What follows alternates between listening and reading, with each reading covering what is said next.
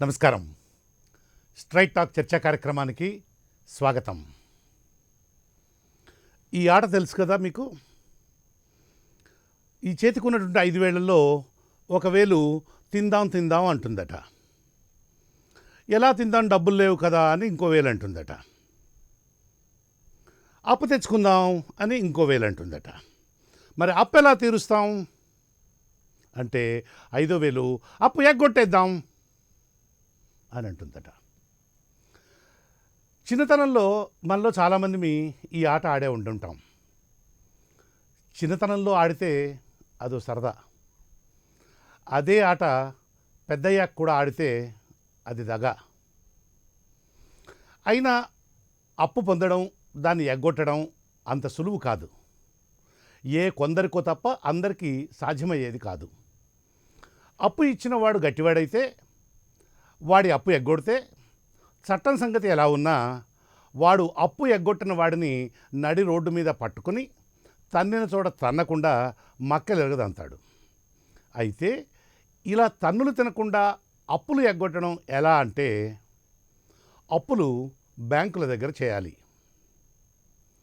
అది 100లో 1000లో లక్షలో కాకుండా 100ల కోట్లో 1000 కోట్లో అప్పులు తీసుకోవాలి.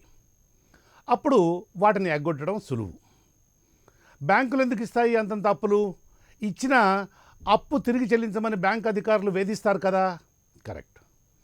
బ్యాంకులు అంత భారీగా అప్పులు ఇవ్వవు, ఇచ్చిన వసూలుకు వేధిస్తాయి. అందుకే అవి వేధించలేనంత స్థాయికి ఎదగాలి.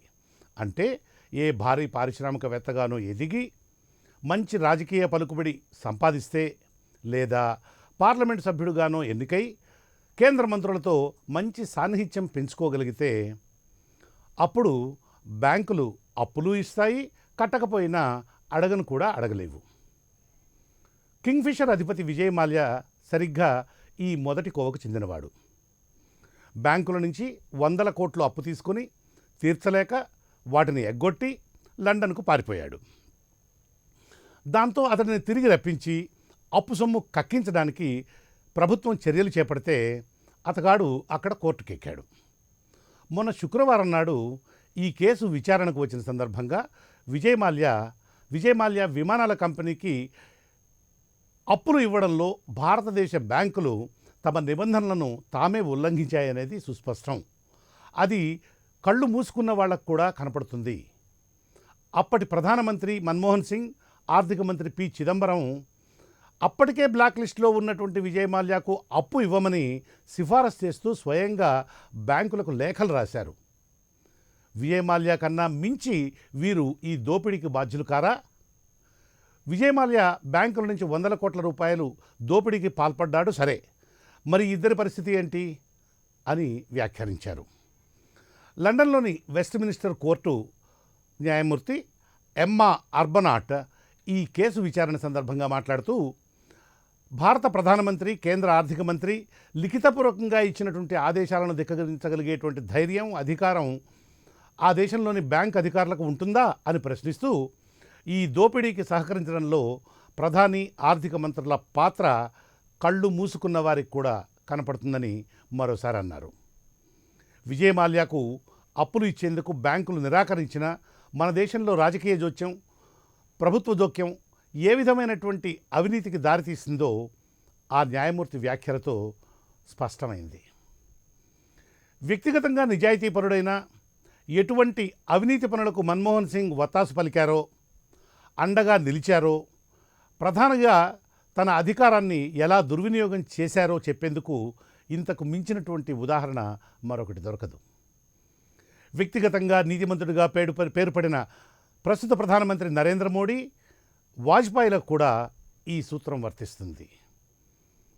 ఆలీబాబా 40 దొంగల కథలో 40 మంది దొంగల నాయకుడుగా ఉన్నటువంటి ఆలీబాబా మాట వరుసకు వ్యక్తిగతంగా నీతిమంతుడైన, చాలా గొప్ప ధర్మాత్ముడైన, దానివల్ల పెద్దగా ఒరిగేదేమీ ఉండదు.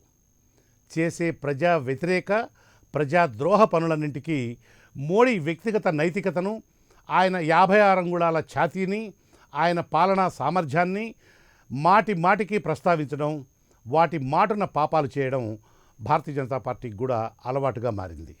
ప్రజలను పిచ్చివాళ్లుగా, తెలివి తక్కువ వాళ్ళుగా జమకట్టే ప్రయత్నం చేస్తోంది.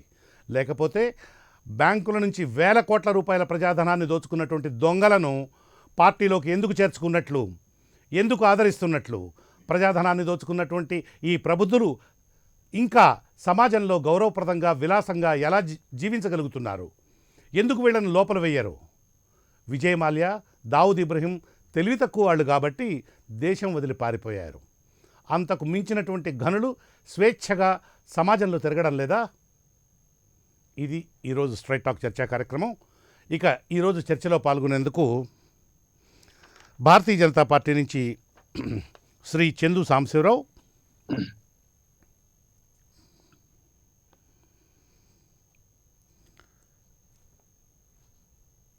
All India bankers association secretary Shri Rambabu, high court advocate Shri Kadambala Shankarrao, ఈ ముగ్గురు మనకు ప్రస్తుతం అందుబాటులో ఉన్నారు. All India Congress committee OBC national coordinator doctor Katti Venkataswamy కూడా మరికొద్ది నిమిషాలలో మన ఈ చర్చా కార్యక్రమంలో పాల్గొంటారు. రాంబాబు గారు నమస్కారం. నమస్కారం అండి. సార్, మొన్న శుక్రవారం లండన్లోని వెస్ట్మినిస్టర్ కోర్టు న్యాయమూర్తి చేసినటువంటి వ్యాఖ్యలు విజయ్ మాల్యాకు సంబంధించినటువంటి కేసులో మీ దృష్టికి ఆల్రెడీ వచ్చి ఉంటాయి. అంటే బ్యాంకులు ఆల్రెడీ బ్లాక్ లిస్ట్ చేసినటువంటి విజయ్ మాల్యాకు అప్పులు ఇవ్వమని నేరుగా స్వయంగా ప్రధానమంత్రి, ఆ కేంద్ర ఆర్థిక మంత్రి స్థాయి వ్యక్తులు సిఫారసు చేసినట్లుగా మనకు అక్కడ ఆవిడ సాక్ష్యాధారాలతో సహా ఉండి వాటి మీద వ్యాఖ్యానించారు. Please comment and go head. అంటే ఎలా వీళ్ళు ఇంత భారీ మొత్తంలో అప్పులు ఎలాగా బ్యాంకుల నుంచి బ్యాంకుల నుంచి అంటే అది ప్రజాధనం, బ్యాంకుల డబ్బు అంటే అది ప్రజాధనం. ఎలా వీళ్ళు పొందగలుగుతున్నారు? వాటిని ఎలా ఎగ్గొట్టగలుగుతున్నారు? చట్టపరంగా వీళ్ళని శిక్షించేందుకు కానీ, వీళ్ళ దగ్గర నుంచి రికవర్ చేసేందుకు కానీ ఏ విధమైనటువంటి అవకాశాలు లేవా? మీరు బ్యాంకుల్లో చాలా కాలం పాటు పనిచేశారు, పైపెచ్చు బ్యాంక్స్ యూనియన్లో చాలా పనిచేసినటువంటి అనుభవం రీత్యా దయచేసి చెప్పండి సార్. ప్యానెల్లో ఉన్నటువంటి సాంబశివరావు గారికి, అడ్వకేట్ శేఖర్రావు గారికి నమస్కారం. మీకు కూడా నమస్కారం. అయితే ఇది చాలా మంచి చర్చను చేపట్టారు కాబట్టి నేను మీకు చేసేటటువంటి రిక్వెస్ట్ ఏమిటంటే, ఇది ఒక రాజకీయ పరమైనటువంటి చర్చ కాకుండా ఇది దేశ హితం కోసం చేసేటటువంటి చర్చగా కనుక పెడితే అక్కడ రాజకీయాల్ని దాటి కూడా మాట్లాడడానికి సాంబశివరావు కానీ వారికి కానీ అవకాశం సౌలభ్యంగా ఉంటుంది. సౌలభ్యంగా. ఎందుకనంటే మన అందరం కూడా ఇంత ఒక మంచి వ్యవస్థ, అంటే మనం ప్రైవేట్ బ్యాంకింగ్ ని మనం చూడకపోయినా 1969 కంటే ముందు దాదాపుగా 200 సంవత్సరాల కాలం ఈ దేశంలో ప్రైవేట్ రంగంలోనే బ్యాంకింగ్ రంగం ఉండేది. ఇది కొత్తగా మొట్టమొదటి నుంచి పబ్లిక్ రంగంలో ఉండేది కాదు. అప్పుడు ఉన్నటువంటి మనం స్టాటిస్టికల్ డేటా కనుక చూస్తే కేవలం 4,600 కోట్ల రూపాయలు మాత్రమే డిపాజిట్స్ ఉండి 3,800 కోట్ల రూపాయలు మాత్రమే రుణాలు ఇవ్వబడి దేశంలో 65-70% మంది 65-70 ఆధారపడినటువంటి అగ్రికల్చర్ రంగానికి కేవలం 100 కోట్ల రూపాయలు మాత్రమే ఇవ్వబడి, ఇంత పెద్ద బ్యాంకింగ్ రంగంలో కేవలం 12,000 మంది మాత్రమే పనిచేస్తూ, ఎందుకు చెప్తున్నానంటే ఇవన్నీ కూడా రిజర్వ్ బ్యాంక్ ఆఫ్ ఇండియా 1969లో ఇచ్చినటువంటి వివరాలని ప్రధానమంత్రి హోదాలో ఇందిరాగాంధీ గారు పార్లమెంట్ లో ప్రవేశపెట్టినటువంటి. అప్పటి నుంచి ఇప్పటిదాకా మనం కనుక చూస్తే ఈ రోజు దాదాపుగా 90 లక్షల కోట్ల రూపాయల డిపాజిట్స్ మొబిలైజ్ చేసిన బ్యాంకింగ్ రంగం ఇది. అంటే ఎక్కడ 4,600 కోట్ల రూపాయలు, ఎక్కడ 90 లక్షల కోట్ల రూపాయలు, మధ్యలో గ్యాప్ ఎంత ఉంది? దాదాపు 52 సంవత్సరాల కాలం మాత్రమే. అంటే 100 సంవత్సరాల కాలం ఈ దేశంలో బ్యాంకింగ్ రంగం ప్రైవేట్ రంగంలో ఉండి 4,600 కోట్ల రూపాయలు మాత్రమే డిపాజిట్స్ వసూలు చేస్తే ఇవాళ 90 లక్షల కోట్ల రూపాయలు డిపాజిట్తో పాటుగా దాదాపు 70 లక్షల కోట్ల రూపాయలు రుణాలు ఇవ్వబడింది.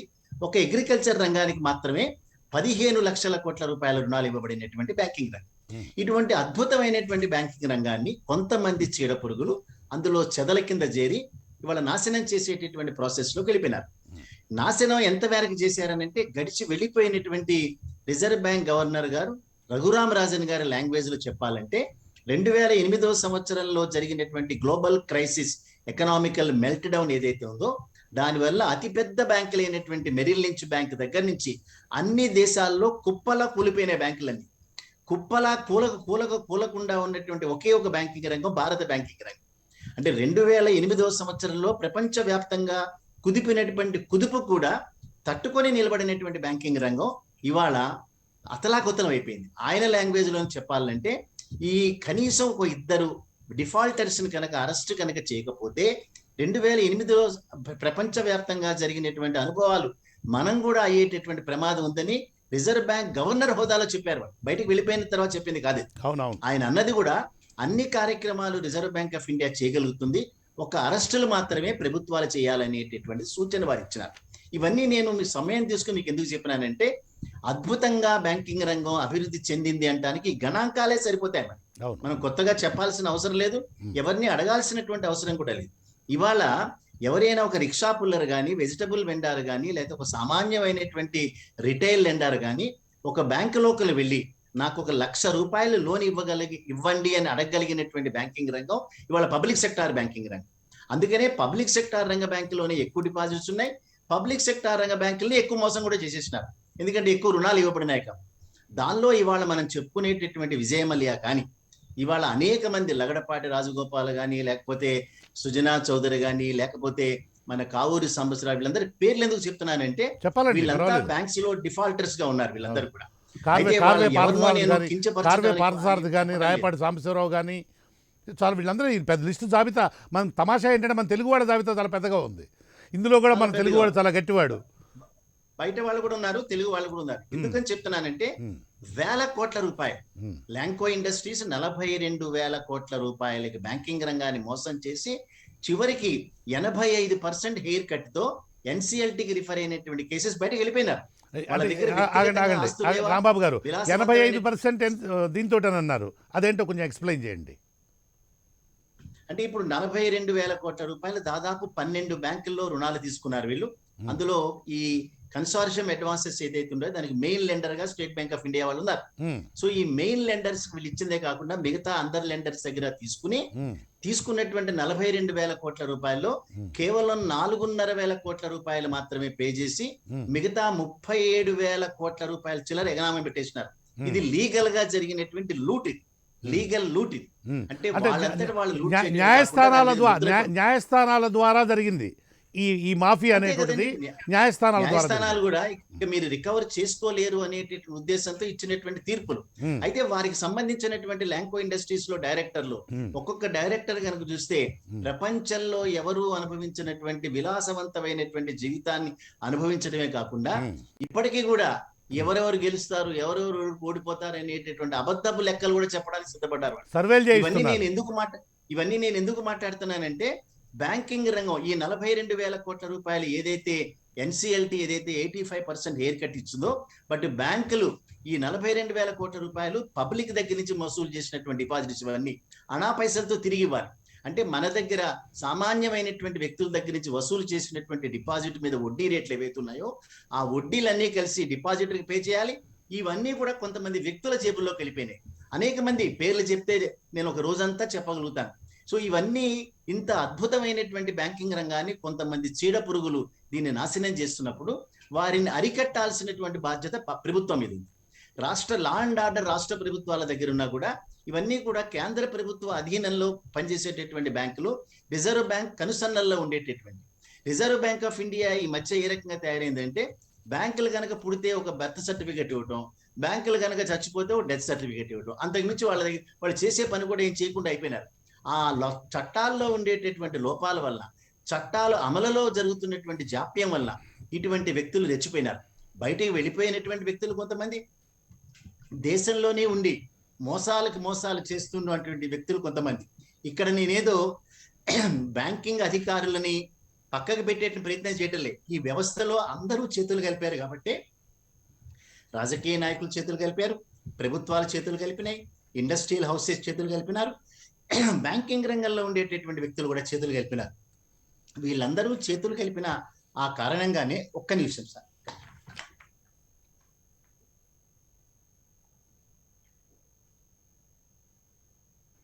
వెరీ సారీ, పర్వాలేదు రాంబాబు గారు. వీళ్ళందరూ చేతులు కలిపినటువంటి పర్యవసానంగా ఇవాళ కలకాలం అంటే పబ్లిక్ సెక్టార్ రంగ కాన్సెప్ట్ ఏమిటి? ఇవాళ ప్రాఫిట్ అనేటటువంటిది మా మోటో కాదు, ఇవాళ సర్వీస్ అనేటటువంటిదే మా మోటో అనేటటువంటి ఒక నినాదంతో 1969లో బ్యాంకులు జాతీయం చేశారు.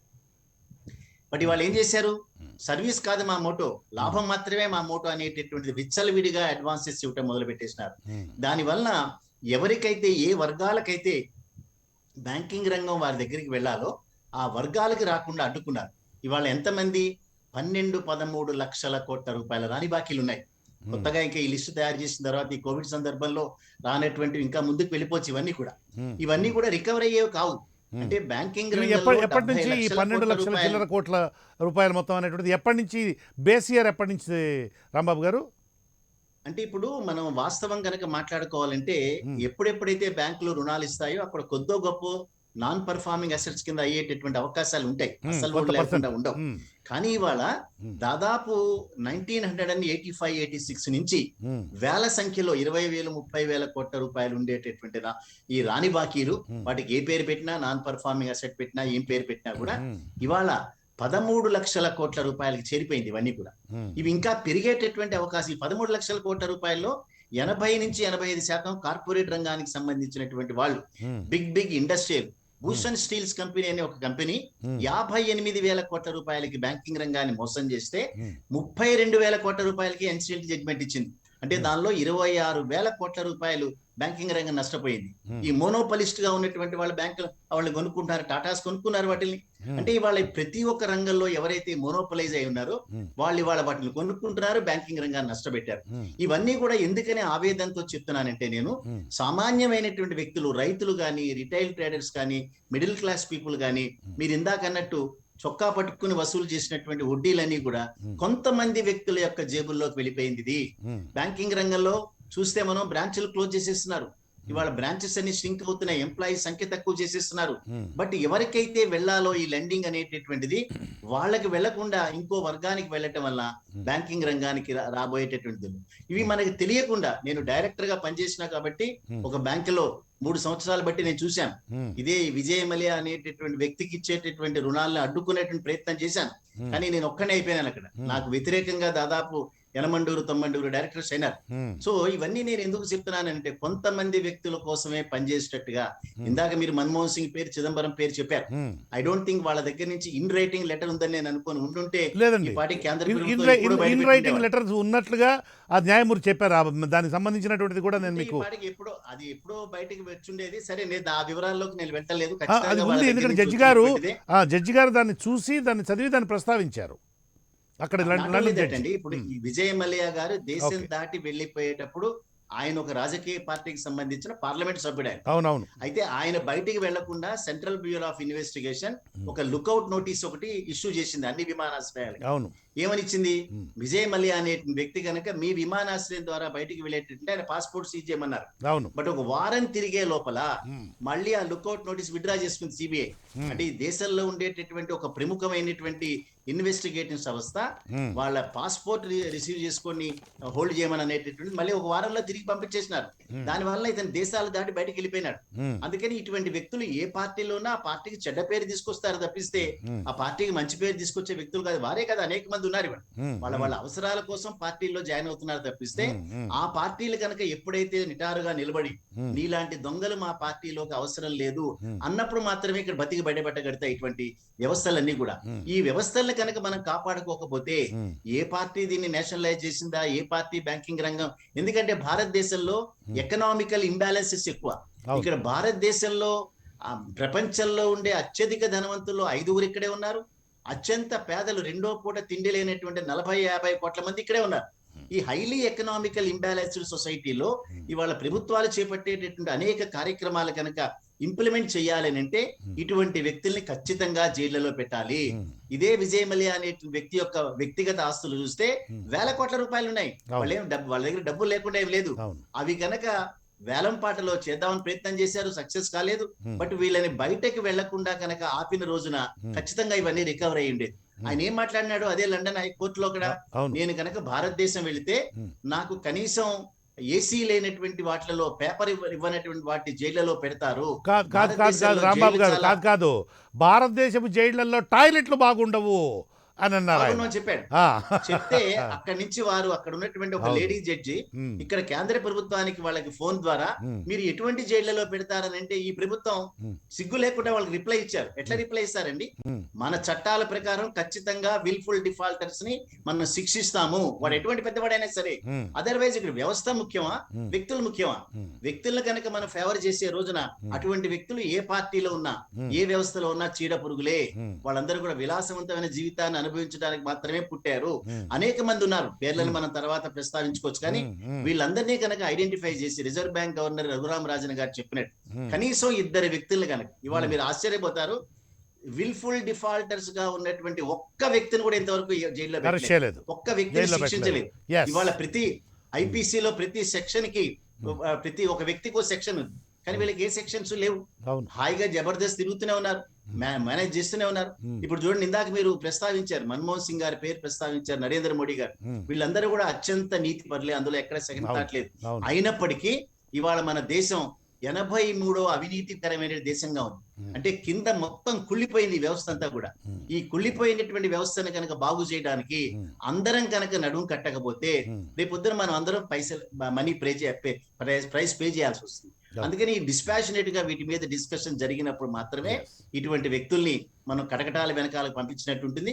దానివల్ల దేశంలో కోట్లాది మంది లాభపట్టమే కాకుండా ఈ వ్యవస్థ బతికి బయటగట్టు. మీరు చూడండి, 70 లక్షల కోట్ల రూపాయల్లో 14 లక్షల కోట్ల రూపాయలు రాని బాకీలు అయితే ఇది పబ్లిక్ సెక్టార్ రంగంలో ఉంది కాబట్టి అట్లా కనిపిస్తోంది బయటికి. ఉమ్, అదర్వైజ్ ప్రపంచంలో ఇంత పెద్ద ఎన్పిఏలు ఉన్నటువంటి ఏ వ్యవస్థ బతికి బయటగట్టదు. ఉమ్. అంటే దాదాపు 20%, 21% వెళ్ళిపోయిన ఎన్పిఏలు అన్ని కూడా. ఈ ఏం లేదు, NPL అన్ని కూడా కొంతమంది బ్యాంకులు వ్యక్తులే, 85% ఈ విధమైనటువంటి వీళ్ళే. అప్పులు ఎగ్గొట్టబడటం ద్వారా బ్యాంకులు ఆర్థికంగా కుంగిపోయినటువంటి స్థితి వచ్చినప్పుడు ఇమీడియట్ గా గవర్నమెంట్ ఆఫ్ ఇండియా అనేటువంటి వాటికి ఫండ్స్ అరేంజ్ చేస్తుంది అవి సర్వైవ్ కావడానికి. స్టేట్ బ్యాంక్ ఆఫ్ ఇండియా లాంటి అతి పెద్ద బ్యాంక్ నష్టాలకు వచ్చింది ఈ దేశంలో. అవును. అది పెద్ద బ్యాంక్. అవును. ఎందుకని 2 లక్షల కోట్ల రూపాయలు ఎన్పిఎల్ ఉన్నాయి ఆ బ్యాంకులో. 2 లక్షల కోట్ల రూపాయలు ఎప్పుడు రికవర్ అవ్వాలా? 2 లక్షల కోట్ల రూపాయలు. ఈ దేశంలో ఉన్న ప్రతి ఒక్క బ్యాంక్ ని నష్టాల్లోకి తోసివేసినటువంటి ఒక చరిత్ర కలిగినటువంటి వ్యక్తులు. అందుకని వ్యక్తుల్ని ఎట్టి పరిస్థితుల్లో వాళ్ళు ఎంత పెద్దవాళ్ళైనా సరే, ఏ రకమైనటువంటి పొజిషన్స్ లో ఉన్నా కూడా, అందుకనే మేము అనేది ఏమిటంటే వాళ్ళ వ్యక్తిగత ఆస్తులు జప్తు చేయాలి, ఏ రకమైనటువంటి ప్రజోపయోగ సంస్థల్లో వాళ్ళు రిప్రజెంట్ చేయకుండా చేయాలి. అదే రకంగా వాళ్ళ మీద వాళ్ళు ఉండేటటువంటి సివిల్ నేచర్ లో కాదు చర్యలు తీసుకోవాల్సింది, క్రిమినల్ నేచర్ తెలియజేసుకున్నప్పుడు మాత్రమే. అడ్వకేట్ గారు ఇక్కడ ఉన్నారు, వారు కూడా సమాధానం చెప్తారు.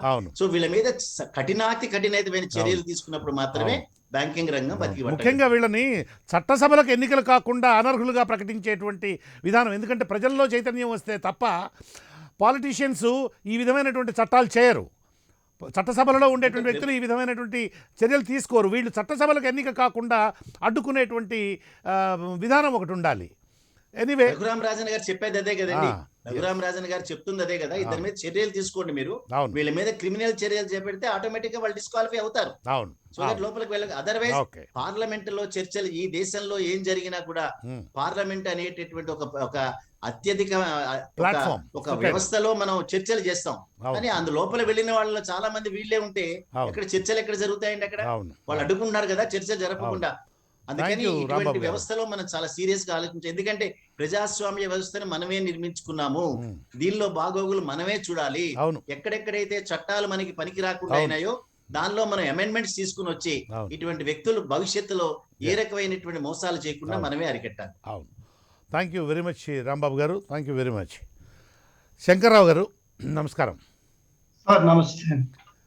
ఈ విధమైనటువంటి ఆయన రైట్ వర్డ్ వాడారు, అదే వర్డ్ నేను కూడా వాడదలుచుకున్నాను. ఈ విధమైనటువంటి చీడ పురుగుల్ని శిక్షించడానికి తగినటువంటి చట్టాలు ఉన్నాయా లేవా? చట్టాలు ఉండి మనకు పొలిటికల్ విల్ లేకపోవడం అనేటువంటిది అనదర్ ఆస్పెక్ట్.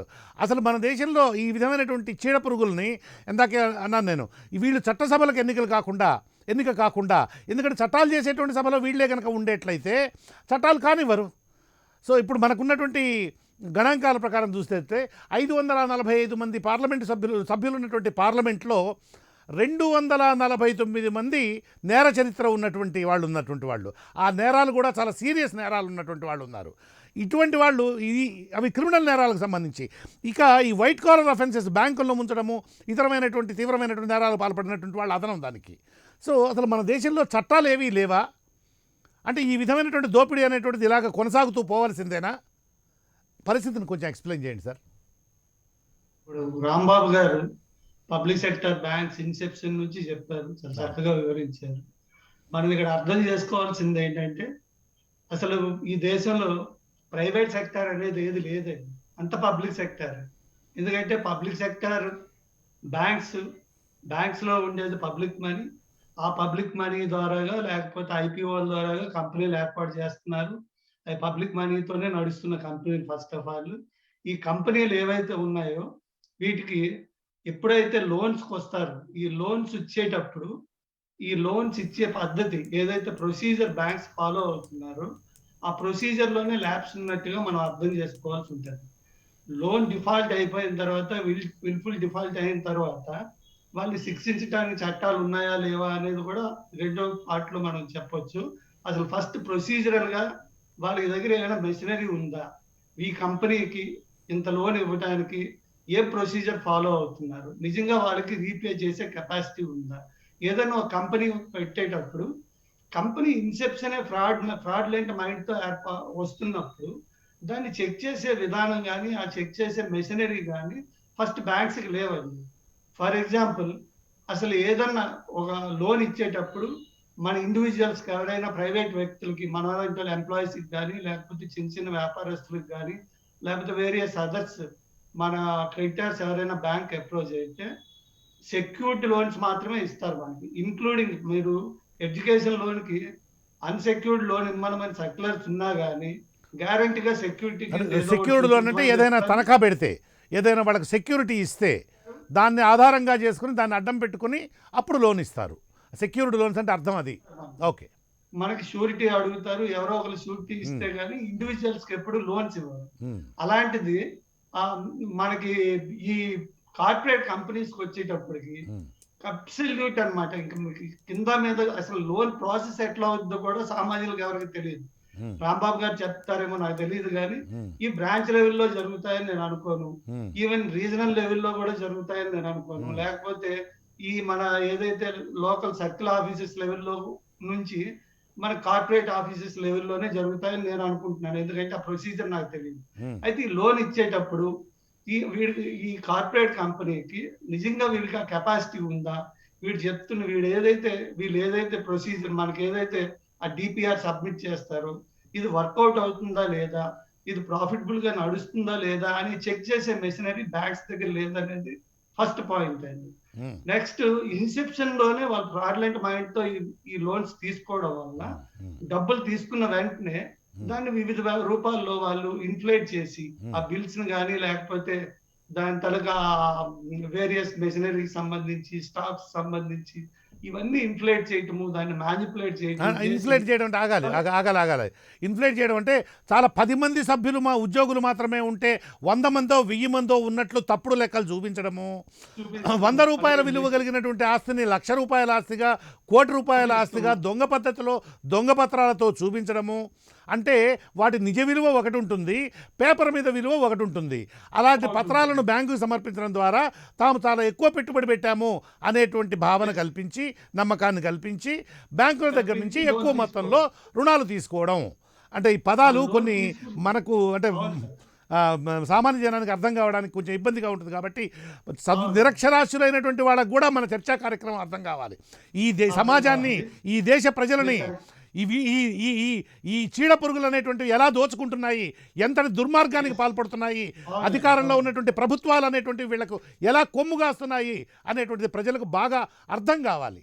ఇందాక ఆయన మిత్రుడు రాంబాబు గారు చెప్పినట్లు దీంట్లో పొలిటికల్ లైన్స్ మనం దయచేసి తీసుకోకుండా, పొలిటికల్ ఇప్పుడు ఈ వాళ్ళు ఫ్రాడ్లెంట్ మైండ్ తో, ఇన్సెప్షన్ ఫ్రాడ్లెంట్ మైండ్ తో ఉండడం వల్ల ఏదైతే వస్తుందో దాన్ని ఇమీడియట్ గా పర్సనల్ అకౌంట్స్ కి, లేకపోతే ఏమైనా ఈ సూట్ కేసు కంపెనీలు పెట్టడము, ఆ కంపెనీలు ట్రాన్స్ఫర్ చేసి అది విలాసాలకి, లేకపోతే ఈ డైరెక్టర్స్ ఎవరు ఉన్నారో వాళ్ళ తాలూకు పర్సనల్ ఆస్తులు పెంచుకోవడానికి చేసుకోవడం జరుగుతుంది. గ్యారెంటీగా ఇలాంటి లోన్స్ ఏవైతే ఉన్నాయో వాళ్ళ వ్యాపారం చేసే ఉద్దేశమే లేనప్పుడు ఈ వచ్చిన లోన్ ని గ్యారంటీగా వాళ్ళు సొంతంగా ఉపయోగించుకుంటున్నారు. అవి గ్యారంటీగా విల్ఫుల్ డిఫాల్ట్ కిందనే ఎన్పిఎల్ కింద మారుతున్నాయి.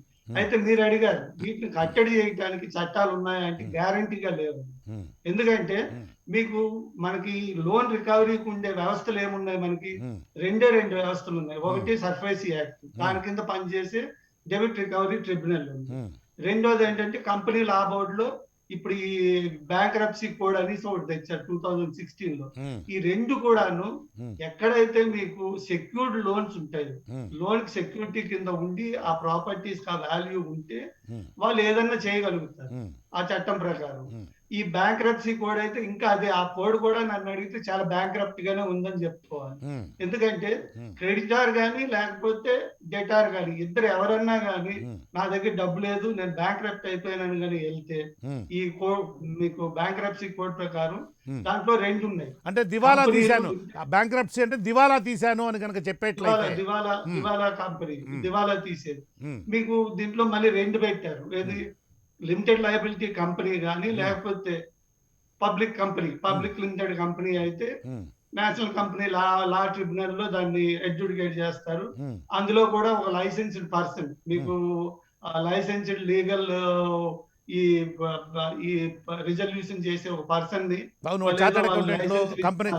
కంపెనీ సెక్రటరీస్ అవును ఆయన మొత్తం ప్రొసీజర్ అంతా కండక్ట్ చేస్తున్నారు. ఒక వ్యక్తి చేతిలో ఈ ప్రొసీజర్ అంతా చేతిలో పెట్టడం వల్ల వాళ్ళు ఈజీగా మేనేజ్ చేయగలుగుతారు ఆ ఆస్తులని వాటిని. ఇది నెక్స్ట్ కంపెనీ ఆగండి. ఇప్పుడు చెప్పినటువంటి వివరం దాన్ని కొంచెం ప్రజలకు అర్థమయ్యేట్లుగా నన్ను ఎక్స్ప్లెయిన్ చేయనివ్వండి. నేను తప్పైతే నన్ను కరెక్ట్ చేయండి. అంటే అసలు వ్యాపారమే చేసేటువంటి ఉద్దేశం లేకుండా బ్యాంకులను మోసం చేసి డబ్బులు దొబ్బేయాలనేటువంటి దుర్మార్గమైనటువంటి ఆలోచనలతో బ్యాంకుల దగ్గర నుంచి అప్పులు తీసుకున్నటువంటి వాళ్ళు దివాలా తీసినట్లుగా ప్రకటించడం వల్ల ఈ దివాలా తీసినటువంటి కంపెనీలు ఏవైతే ఉంటాయో ఆ కంపెనీల నుంచి వచ్చిన కాడికి అమౌంట్ను రికవర్ చేసేటందుకు అంటే పొందేందుకు గాను ఈ మొత్తం రికవరీ ప్రాసెస్ మొత్తాన్ని కూడా ఒక వ్యక్తులకు అంటే ఒక చార్టెడ్ అకౌంటెంట్ ఇన్సాల్వెన్సీ మెకానిజం ఏదైతే ఉంటుందో ఇన్సాల్వెన్సీ కింద అప్లై చేస్తే ఆ చార్టెడ్ అకౌంటెంట్కో ఆ కంపెనీ సెక్రటరీస్కో ఒకే ఒక వ్యక్తికి అప్పగించడం వల్ల వాళ్ళని మ్యానిపులేట్ చేయడానికి కానీ వాళ్ళని మేనేజ్ చేయడానికి కానీ అవకాశం ఉంటుంది అని మీరు అన్నారు. ఇది కరెక్టేనా? ఇదేనా మీరు అన్నది? లైసెన్స్డ్ ఇన్సాల్వెన్సీ ప్రొఫెషనల్ అని చెప్పి వాళ్ళు లైసెన్స్ ఇస్తున్నారు. ఎవరు కంపెనీ సెక్రటరీస్ కానీ లేకపోతే చార్టెడ్ అకౌంటెంట్స్ కానీ వాళ్ళు అక్కడ రిజిస్టర్ అవుతారు, వాళ్ళకి లైసెన్స్ ఇస్తున్నారు. వాళ్ళు ఏం చేస్తారంటే అంటే వాళ్ళు ఈ కంపెనీ బోర్డు ఏదైతే ఉందో దాన్ని డిఫంక్ట్ చేసి ఆ కంపెనీ కార్యక్రమాలన్నీ వీళ్ళ చేతిలో చేస్తారు. లేకపోతే ఆ బ్యాంక్రప్సీ బోర్డు ఉంటుంది, అదొక 10 మెంబర్స్ ఉంటారు, వాళ్ళు కానీ ఇచ్చేస్తారు. అయితే ఎక్కడన్నా ఇవన్నీ ఏంటి సెక్యూర్డ్ లోన్స్ ఉంటే వాళ్ళ దగ్గర కానీ ఈ అమౌంట్ తీసుకున్నంత కొలేటరల్ సెక్యూరిటీ కానీ ఆయన చూపించి ఉంటే అక్కడ ఏదైనా రాబెట్టుకోవడానికి బ్యాంక్ కానీ లేకపోతే ప్రైవేట్ క్రెడిటర్స్ కానీ ఒక అవకాశం ఉంటుంది. కానీ అక్కడ ఏమీ లేనప్పుడు ఆ ప్రాపర్టీస్ కూడా ఏవైతే సెక్యూరిటీ కింద చూపిస్తారో అక్కడ మ్యానిపులేట్ జరిగినప్పుడు ఇది రాబట్టే అవకాశం చాలా తక్కువ ఉంటుంది. ఇప్పుడు రాంబాబు గారు చెప్పారు, ఏది మన లగడపాటి రాజగోపాల్ గారు తన కంపెనీ ఏదైతే ఉంది 42 లాంకో ఇన్ఫ్రాస్ట్రక్చర్ లాంకో కంపెనీస్ ఆ గ్రూప్ ఆఫ్ కంపెనీస్ 4,000 కోట్లకి సెటిల్ అయ్యింది. ఇదంతా ఇదే ప్రాసెస్. అదే 42,000 కోట్ల రూపాయలు బ్యాంకుల నుంచి అప్పులు తీసుకుని నా దగ్గర నుంచి నేను దివాలా తీశాను అని చెప్పి ప్రకటించి అది 4,000 కోట్ల రూపాయలకు సెటిల్ చేసుకున్నాడు సుమారుగా. కొంచెం అది మిగిలిన డబ్బులతోటి ఆయన చక్కగా ఆయన పర్సనల్ లైఫ్ ఎంజాయ్ చేస్తున్నారు. ఆ కంపెనీలో ఉన్నటువంటి డైరెక్టర్లందరూ కూడా విలాసవంతమైనటువంటి జీవితాలు అనుభవిస్తూ ఉన్నారు. కానీ మన పనికి మాలినటువంటి చట్టాలు కానీ పనికి మాలినటువంటి ప్రభుత్వాలు కానీ దాన్ని ఏ విధంగానూ అదుపు చేయలేనటువంటి పరిస్థితి ఉన్నాయి. రెండోది మీకు డెబిట్ రికవరీ ట్రిబ్యునల్ ఏమవుద్ది, ఇండివిజువల్స్ కానీ లేకపోతే ప్రైవేట్ లిమిటెడ్ కంపెనీస్ కానీ అక్కడ ఎడ్జుడికేట్ అవుతున్నాయి.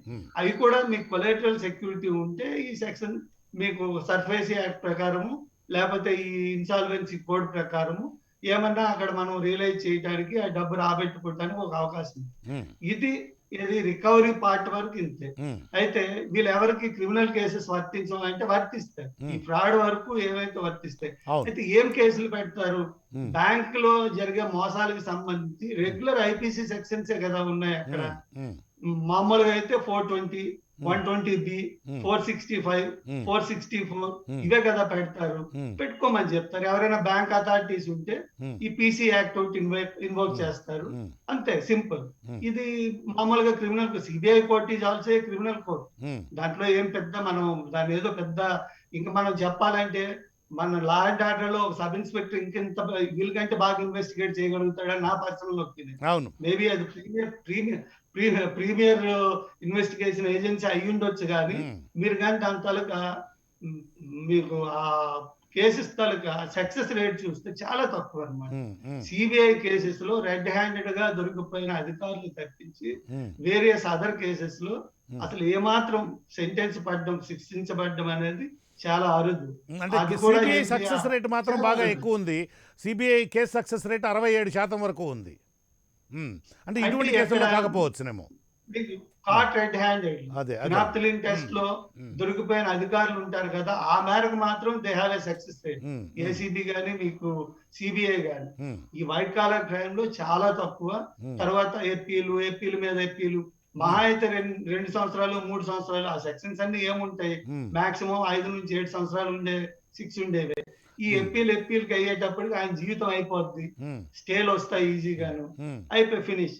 ఉమ్, ఏదో పొలిటికల్ గా మోటివేషన్ ఉండే కొన్ని సందర్భాల్లో తప్పితే ఉమ్. ఈ పెద్ద మనుషులు ఎవరికి శిక్షలు పడిన సందర్భం మరి నాకైతే తెలియదు, నేను చూడలేదు. ఏ దేశ చరిత్రలో ఇంతవరకు చరిత్ర లేదు. ఉమ్. కొన్నిసార్లు రాజకీయ పరంగా మనకి జయలలిత కేసు కానీ, అవును. ఆ తర్వాత జగన్మోహన్ రెడ్డి ఆమె కేసు కానీ. ముగామి ఇలాంటి కేసులు అవును. కొన్ని ఉన్నాయి. ఇలాంటి అవును. కేసుల్లో తప్పితే ఉమ్, మీకు ఏ కార్పొరేట్ కంపెనీ చైర్మన్ అన్నా, ఉమ్, ఏ కార్పొరేట్ కంపెనీ డైరెక్టర్స్ అన్నా, ఉమ్, మీరు పెద్ద కంపెనీలు చిన్న ఓకే కొన్ని జరుగుండొచ్చు, కానీ ఉమ్, ఉమ్, మీరు ఎక్కడ చూసిండ్రు వాళ్ళని ఎక్కడ అరెస్ట్ చేయటం కానీ ఉమ్, వాళ్ళని శిక్షించడం కానీ. ఉమ్, రాంబాబు గారు క్లియర్ గా చెప్పినట్టుగా ఉమ్, అసలు చట్టాలని సెపరేట్ గా కొత్త చట్టాలు ఇప్పుడు చైనాలో ఉండేటట్టుగా ఉమ్, ఎవరైతే కార్పొరేట్ కంపెనీస్ ఈ ఉమ్, ఫ్రాడ్లెంట్ యాక్టివిటీస్ చేస్తారో, ఉమ్, దీన్ని ఏదైతే ఈ విల్ఫుల్ డిఫాల్ట్ కి కావాలని చేస్తున్నారో ఉమ్, వీళ్ళని శిక్షించడానికి ఐపీసీలో కూడా సవరణలు తేవాలి. ఉమ్. అలాగే వీళ్ళ తలకు పర్సనల్ ఆస్తులు ఏవైతే ఉన్నాయో వాటిని సీజ్ చేయడానికి ఉమ్, మీకు సివిల్ లాలో కూడా తగిన ఇవి సవరణలు తేవాలి. అంతేకాకుండా ఉమ్, వీళ్ళు పబ్లిక్ లైఫ్ లో నుంచి కంప్లీట్ గా ఎలిమినేట్ చేయడానికి మీకు పీపుల్ రిప్రజెంటేషన్ యాక్ట్ లో కూడా సరైన సవరణలు తేవాలి. ఉమ్, మీరు వీళ్ళకి అదే కాకుండా వేరియస్ అదర్ ఫెసిలిటీస్ కూడా ఎంజాయ్ చేయకుండా, లైక్ వీళ్ళు ఉమ్, హ్యాపీగా ఇష్టం వచ్చినట్టుగా ఉమ్, వీళ్ళు అన్ని రకాల ఎంజాయ్మెంట్లు చేస్తారన్న వాటినన్నిటిని కూడా ప్రివెంట్ చేయడానికి కూడా చట్టాలు తెస్తే ఏమన్నా కంట్రోల్ అవుతుందేమో మరి నాకు తెలియదు, కానీ ఉమ్, ఇప్పుడుండే చట్టాల ప్రకారం అయితే ఉమ్. ఈ వీళ్ళని అదే కూడా కాదు, శిక్షించడానికి ముఖ్యంగా మన దేశంలో అత్యధిక శిక్ష అనేటువంటిది జీవితకాలం ఉంటుంది కదా. అదే అమెరికాలో కానీ కొన్ని యూరోపియన్ కంట్రీస్లో కానీ 200 సంవత్సరాల జైలు శిక్ష, 300 సంవత్సరాల జైలు శిక్ష, 1000 సంవత్సరాల జైలు శిక్ష లాంటివి కూడా ఉంటాయి.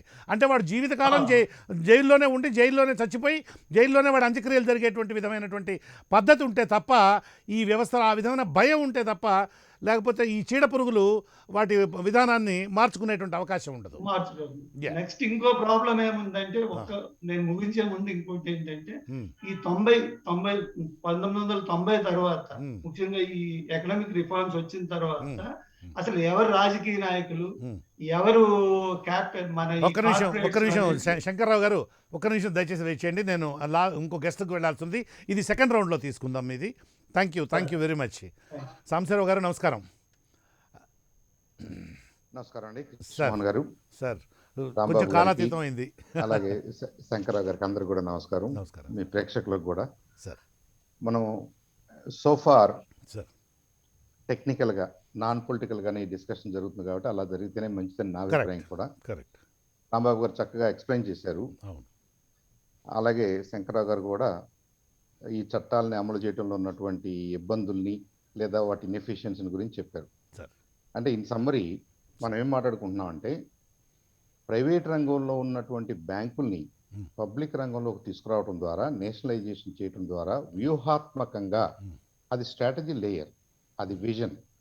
ఆ విజన్ ఏంటంటే ఎక్కువ మందికి బ్యాంకింగ్ సర్వీసెస్ అందుబాటులోకి రావాలి, కామన్ మ్యాన్ కూడా ఆ బ్యాంకింగ్ సర్వీసెస్ను ఉపయోగించుకుని అభివృద్ధి చెందాలి అనే ఒక గొప్ప విజన్లో నుంచి పుట్టిన జాతీయకరణ, నేషనలైజేషన్ అని మనం అనుకుంటున్నాము.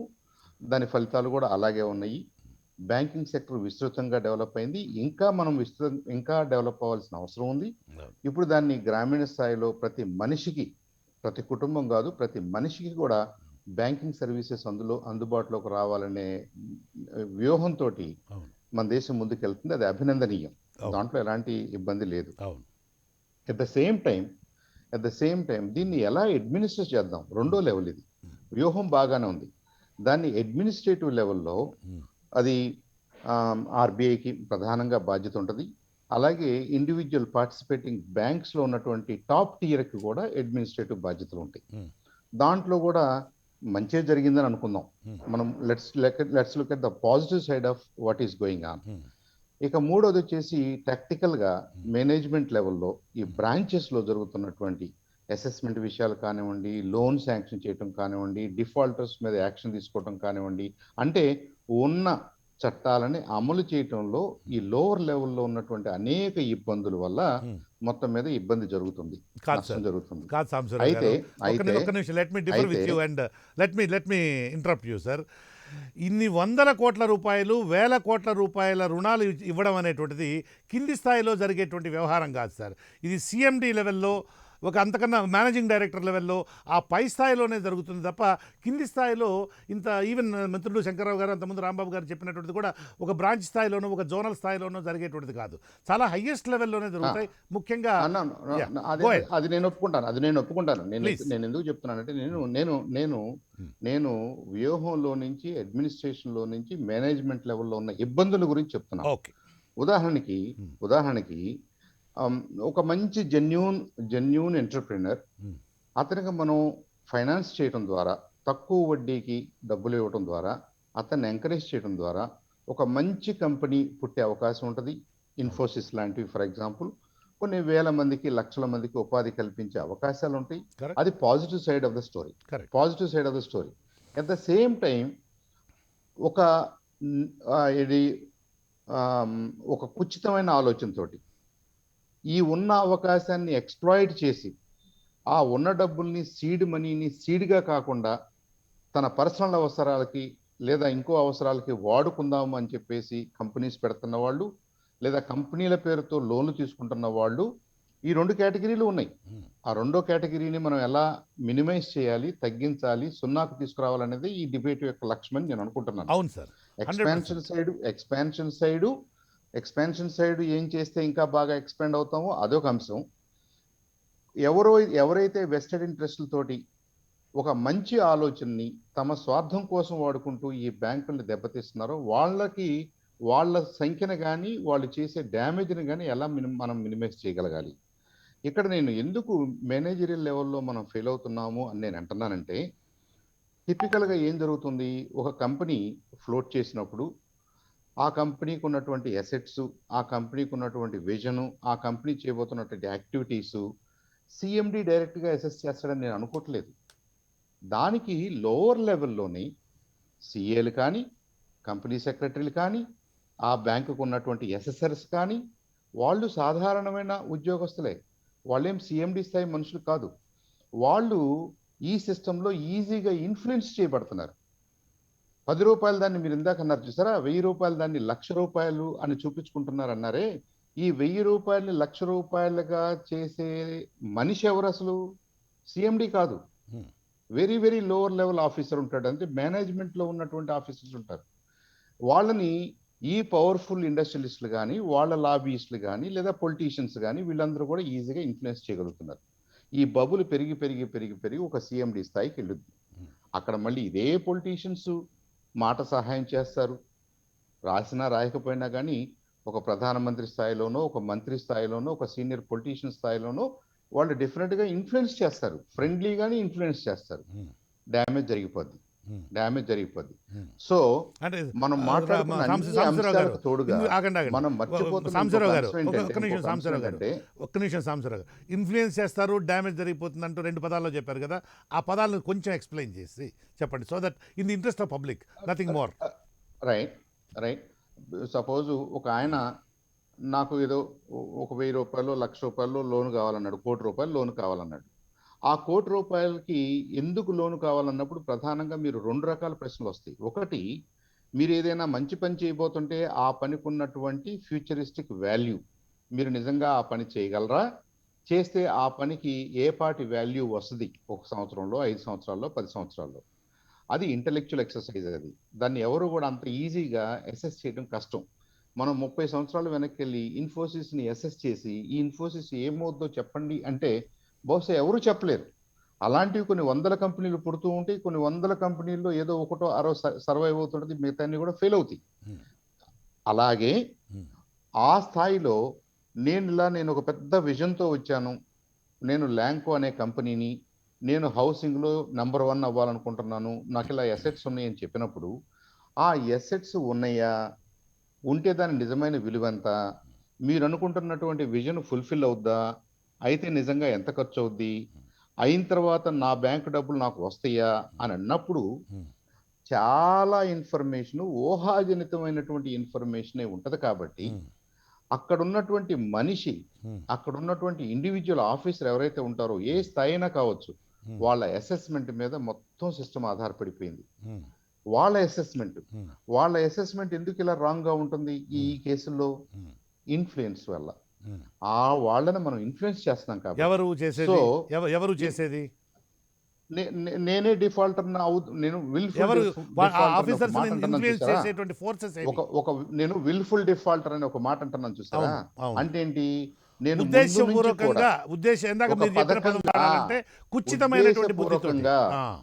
ఉద్దేశపూర్వకంగా నా సొంత లాభం కోసం నేను ఒక పథకం ప్రకారంగా నేను ఈ ఆఫీసర్లకు ఇన్ఫర్మేషన్ ఇస్తున్నాను, ఇంకొకళ్ళ చేత చెప్పించుకోగలుగుతున్నాను, నేను సిఎండి స్థాయిలో మాట్లాడుకోగలుగుతున్నాను, డబ్బులు తెచ్చుకోగలుగుతున్నాను.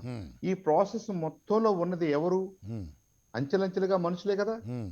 సో మనం మాట్లాడుతున్న విజయ్ మాల్యా గాని ఇంకెవరన్నా గాని వాళ్ళు ఇంతగా చేయగలుగుతున్నారంటే మన వ్యవస్థలో, మన ఆఫీసర్స్, మనం యాజ్ ఎ సొసైటీ, మన వాల్యూ సిస్టంలో తేడా ఉంది.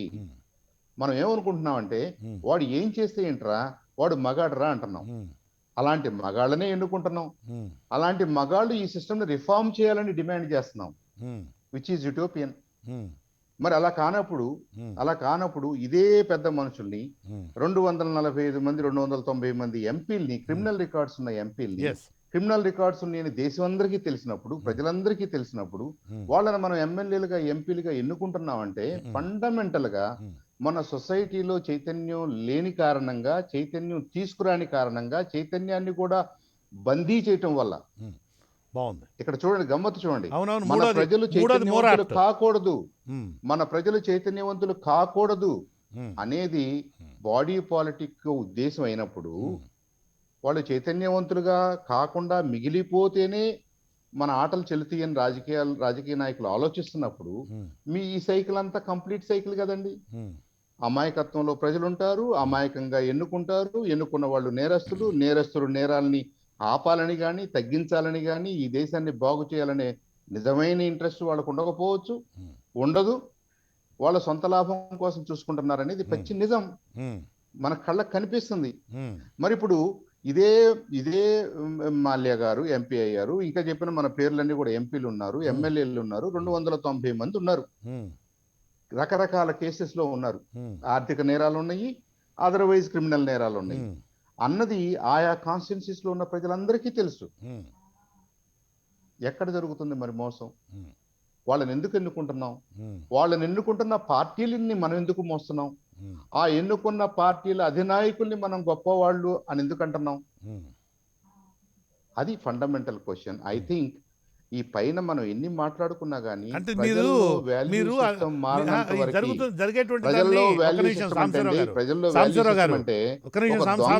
ఒక దొంగని వీడు మగాడ్రా అని అనగలుగుతున్నాం అంటే ఇదే అంటే దొంగ మనకు ఎదురొచ్చినప్పుడు మీరు వంగి ఈ వంగి లైన్ మనం తీసుకోవడం నమస్కారాలు ద్వారా చేస్తున్నామంటే ఈ లైన్ ఒక్క that's a నిమిషం poor reflection on our society. అవును, ఒక్క నిమిషం సాంబశివరావు గారు.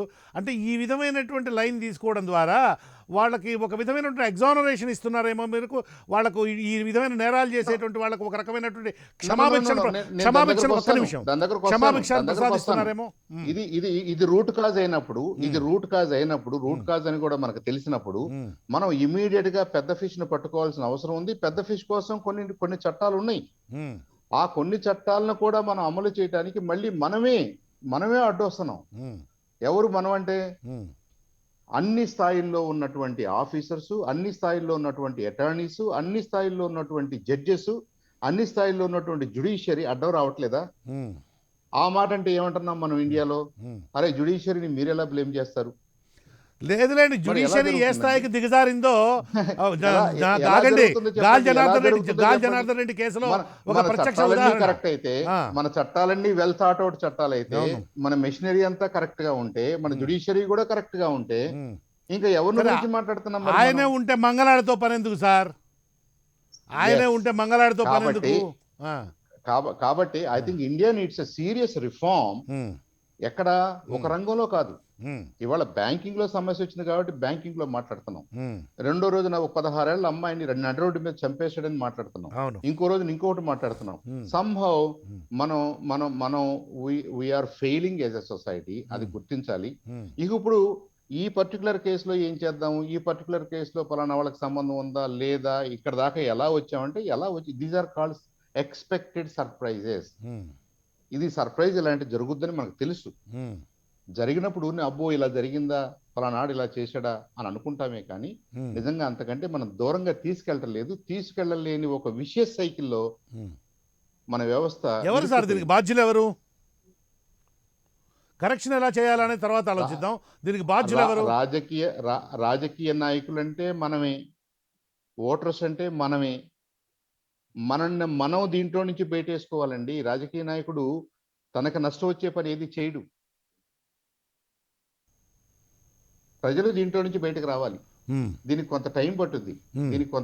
సో సిస్టమేటిక్ గా మీరు బ్రిటిష్ కాలం నుంచి అంతకు ముందు నుంచి కూడా ప్రజలని మభ్యపెట్టడం, ప్రజల్ని అమాయకులుగా ఉంచడం అనే దాంట్లో అప్పర్ స్థాయిలో అందరూ పనిచేస్తున్నప్పుడు ఈ అమాయకపు ప్రజల్ని కరెక్ట్ డెసిషన్స్ తీసుకోమని మనం డిమాండ్ చేయడం కూడా కరెక్ట్ కాదు.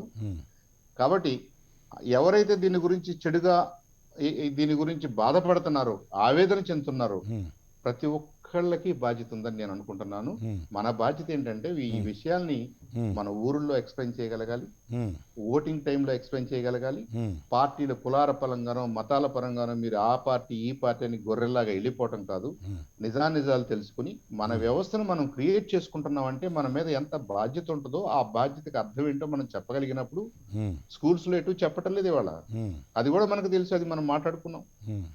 మరి స్కూల్స్ లో చెప్తే స్టూడెంట్స్ ని, ఇద్దరు స్టూడెంట్స్ అంటే ఇప్పుడు మీరు మీ వాదన సాంబశివరావు గారు, మీరు చెప్పినటువంటిది ఉన్నదంటే ఈ విధమైన నేరాలు చేసేటువంటి వాళ్ళని అదుపు చేయాలంటే మొత్తం మనుషులం అందరం మారాలి, మొత్తం సమాజం అంతా మారాలి, మొత్తం అందరం అనే భావన కలుగుతుంది సార్.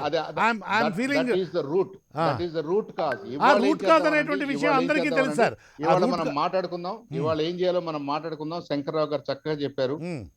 గత 75 సంవత్సరాలుగా ఇలాంటి అనేక సందర్భాల్లో మనం మాట్లాడుకున్నాం, కానీ ఎవరికి శిక్ష పడలేదు. విజయ మాల్యా గురించి మనం గంట సేపు మాట్లాడుకున్నాం. ఇప్పుడు 16 ఏళ్ల పాపని, 16 ఏళ్ల పిల్లని 16 ఏళ్ల పిల్లని నడి రోడ్డు మీద నరికి చంపినటువంటి దుర్మార్గుడు అయినటువంటి వాడు ఉన్నాడు. ఈ దుర్మార్గుడు 25 ఏళ్ల కిందట ఉన్నాడు, 50 ఏళ్ల కిందట ఉన్నాడు, బహుశా 25 ఏళ్ల తర్వాత మళ్ళీ ఇంకో 25 ఏళ్ల తర్వాత కూడా ఉంటారు. అంత మాత్రం చేత వాటిని మనం మనుషుల్ని సంపూర్ణమైనటువంటి దేవతలుగా మనం మార్చలేము.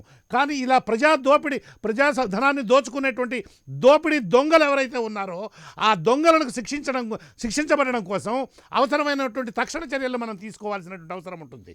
మనం సమాజంలో ఒక మనుషులుగా అందరూ మారడము అనేటువంటిదంతా ఒకటి, అది మారవద్దని కాదు, అది లాంగ్ టర్మ్ ప్రాసెస్లో జరుగుతుంది. ఒక మనిషికి ఒక 60 ఏళ్ళు 70 ఏళ్ళు వయసు ఉంటే ఒక సమాజం మార్పు రావడానికి కొన్ని వందల సంవత్సరాలు పడుతుంది, అనేక సంవత్సరాలు పడుతుంది. కానీ ఈ లోపల ఈ దుర్మార్గులు చేసేటువంటిది మన కళ్ళ ముందు తిరుగుతూ ఉన్నారు. విలాసవంతమైన కార్లల్లో, విలాసవంతమైన భవనాలలో, సర్వ రకాల వాడు గాలి జనార్దన్ రెడ్డి అనేటువంటి వాడు టాయిలెట్కి వెళ్ళడం కోసం బంగారు కమ్మోడు ఉపయోగిస్తున్నాడు. ఈ బంగారు కమ్మోడ్, ఇంతటి దుర్మార్గమైనటువంటి పరిస్థితులు ఉంటే మనం జనరిక్గా అంటే సార్వజనీనం చేసేటువంటి విధంగా ఎట్లా మాట్లాడతాం సార్ మనం? వీళ్ళని శిక్షించడానికి నా ఇంట్రెస్ట్ అది కూడా కాదండి. నా ఇంట్రెస్ట్ అది కూడా కాదు. Sorry if I could not explain my self very well.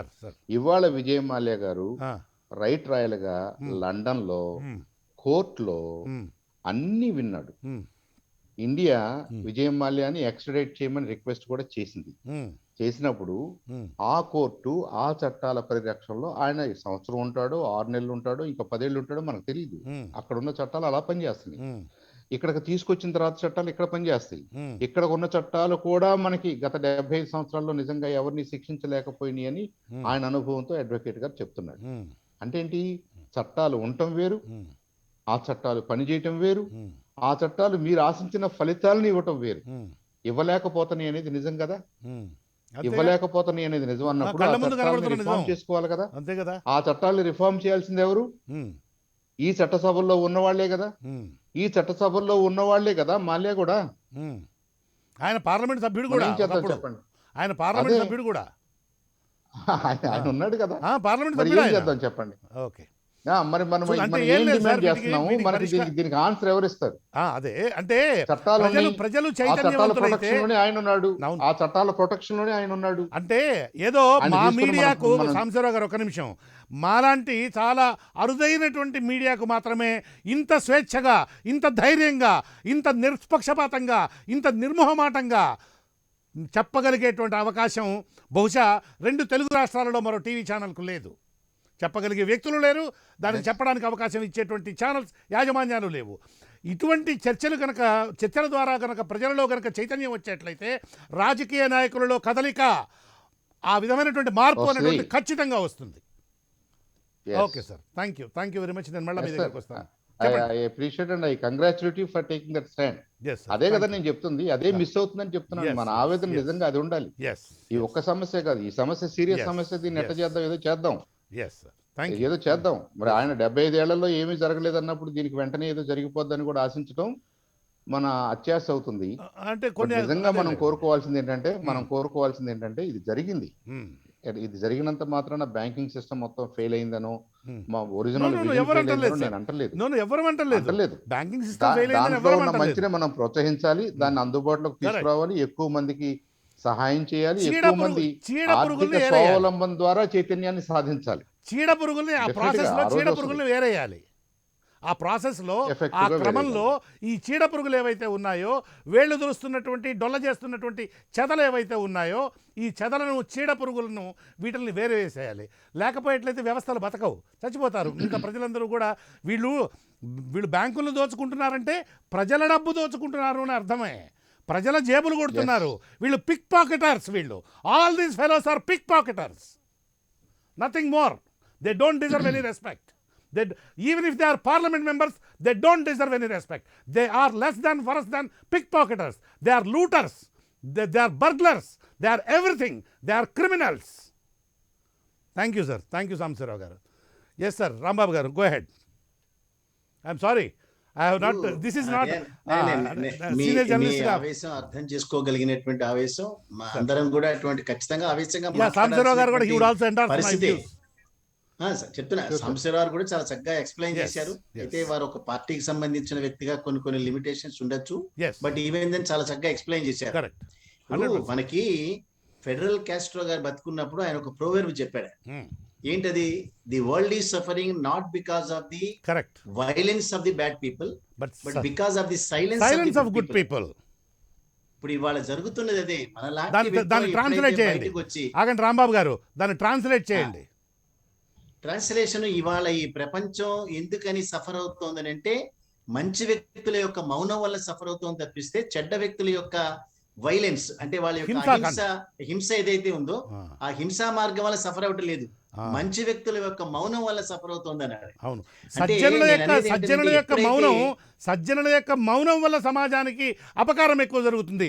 దుర్జనుడైనటువంటి వాడి దుశ్చర్యల కన్నా కూడా సజ్జనుడైనటువంటి వాడి మౌనం వల్ల సమాజానికి ఎక్కువ హాని జరుగుతుంది అని దాని భావం. ఇంకాస్త అందుకే ఇందాక సాంబశివరావు చెప్పినటువంటి ఒక మాటలో, ఇవాళ చైతన్యం ఎప్పుడైతే సొసైటీలో అంటే సమాజంలో ఎప్పుడైతే చైతన్యం వస్తుందో, ఆ చైతన్యవంతమైన సమాజాన్ని ఇచ్చేటటువంటి అనేక పరిష్కార మార్గాలు ఉంటాయి. అయితే ఆ చైతన్యాన్ని అదుపు చేసేటటువంటి రాజకీయ పార్టీలు ఉన్నాయి ఇక్కడ. అంటే చైతన్యం ఉండకూడదు అనేటటువంటి వారి వ్యక్తులు కూడా చాలా మంది ఉన్నారు. ఇక్కడ మన భారతదేశంలో మన దేశాన్ని మనం కించపరచుకోవడం కాదు, కానీ ఒక ప్రముఖ కవి ముళ్ళపూడి వెంకటరమణ గారు ఏం చెప్తారంటే, ఈ దేశంలో మంచి వాళ్ళు చెడ్డవాళ్ళు అని రెండు రకాలుగా రాసుకులు పోసుకొని కూర్చోలేదు, అవకాశం దొరక్క చెడ్డవాళ్ళు కూడా మంచి వాళ్ళుగా మిగిలిపోయినారంట. అంటే ఏంటంటే ఇవాళ జరుగుతున్నటువంటి ప్రక్రియ ఏదైతే భారతదేశంలో బ్యాంకుల్ని మోసం చేసేటటువంటిది ఏదైతే ఉందో, అవకాశం దొరికితే మోసం చేయడానికి అనేక మంది ఉన్నారు. అయితే వాళ్ళకి అవకాశం దొరకకుండా ఎప్పుడు చేయగలగాలి? సరైనటువంటి చట్టాలు కనుకున్నప్పుడు. చట్టం అంటే భయం కనుక లేకపోతే ఈ దేశంలో జరిగేటటువంటి అరాచకాలకి అంతే ఉండదు.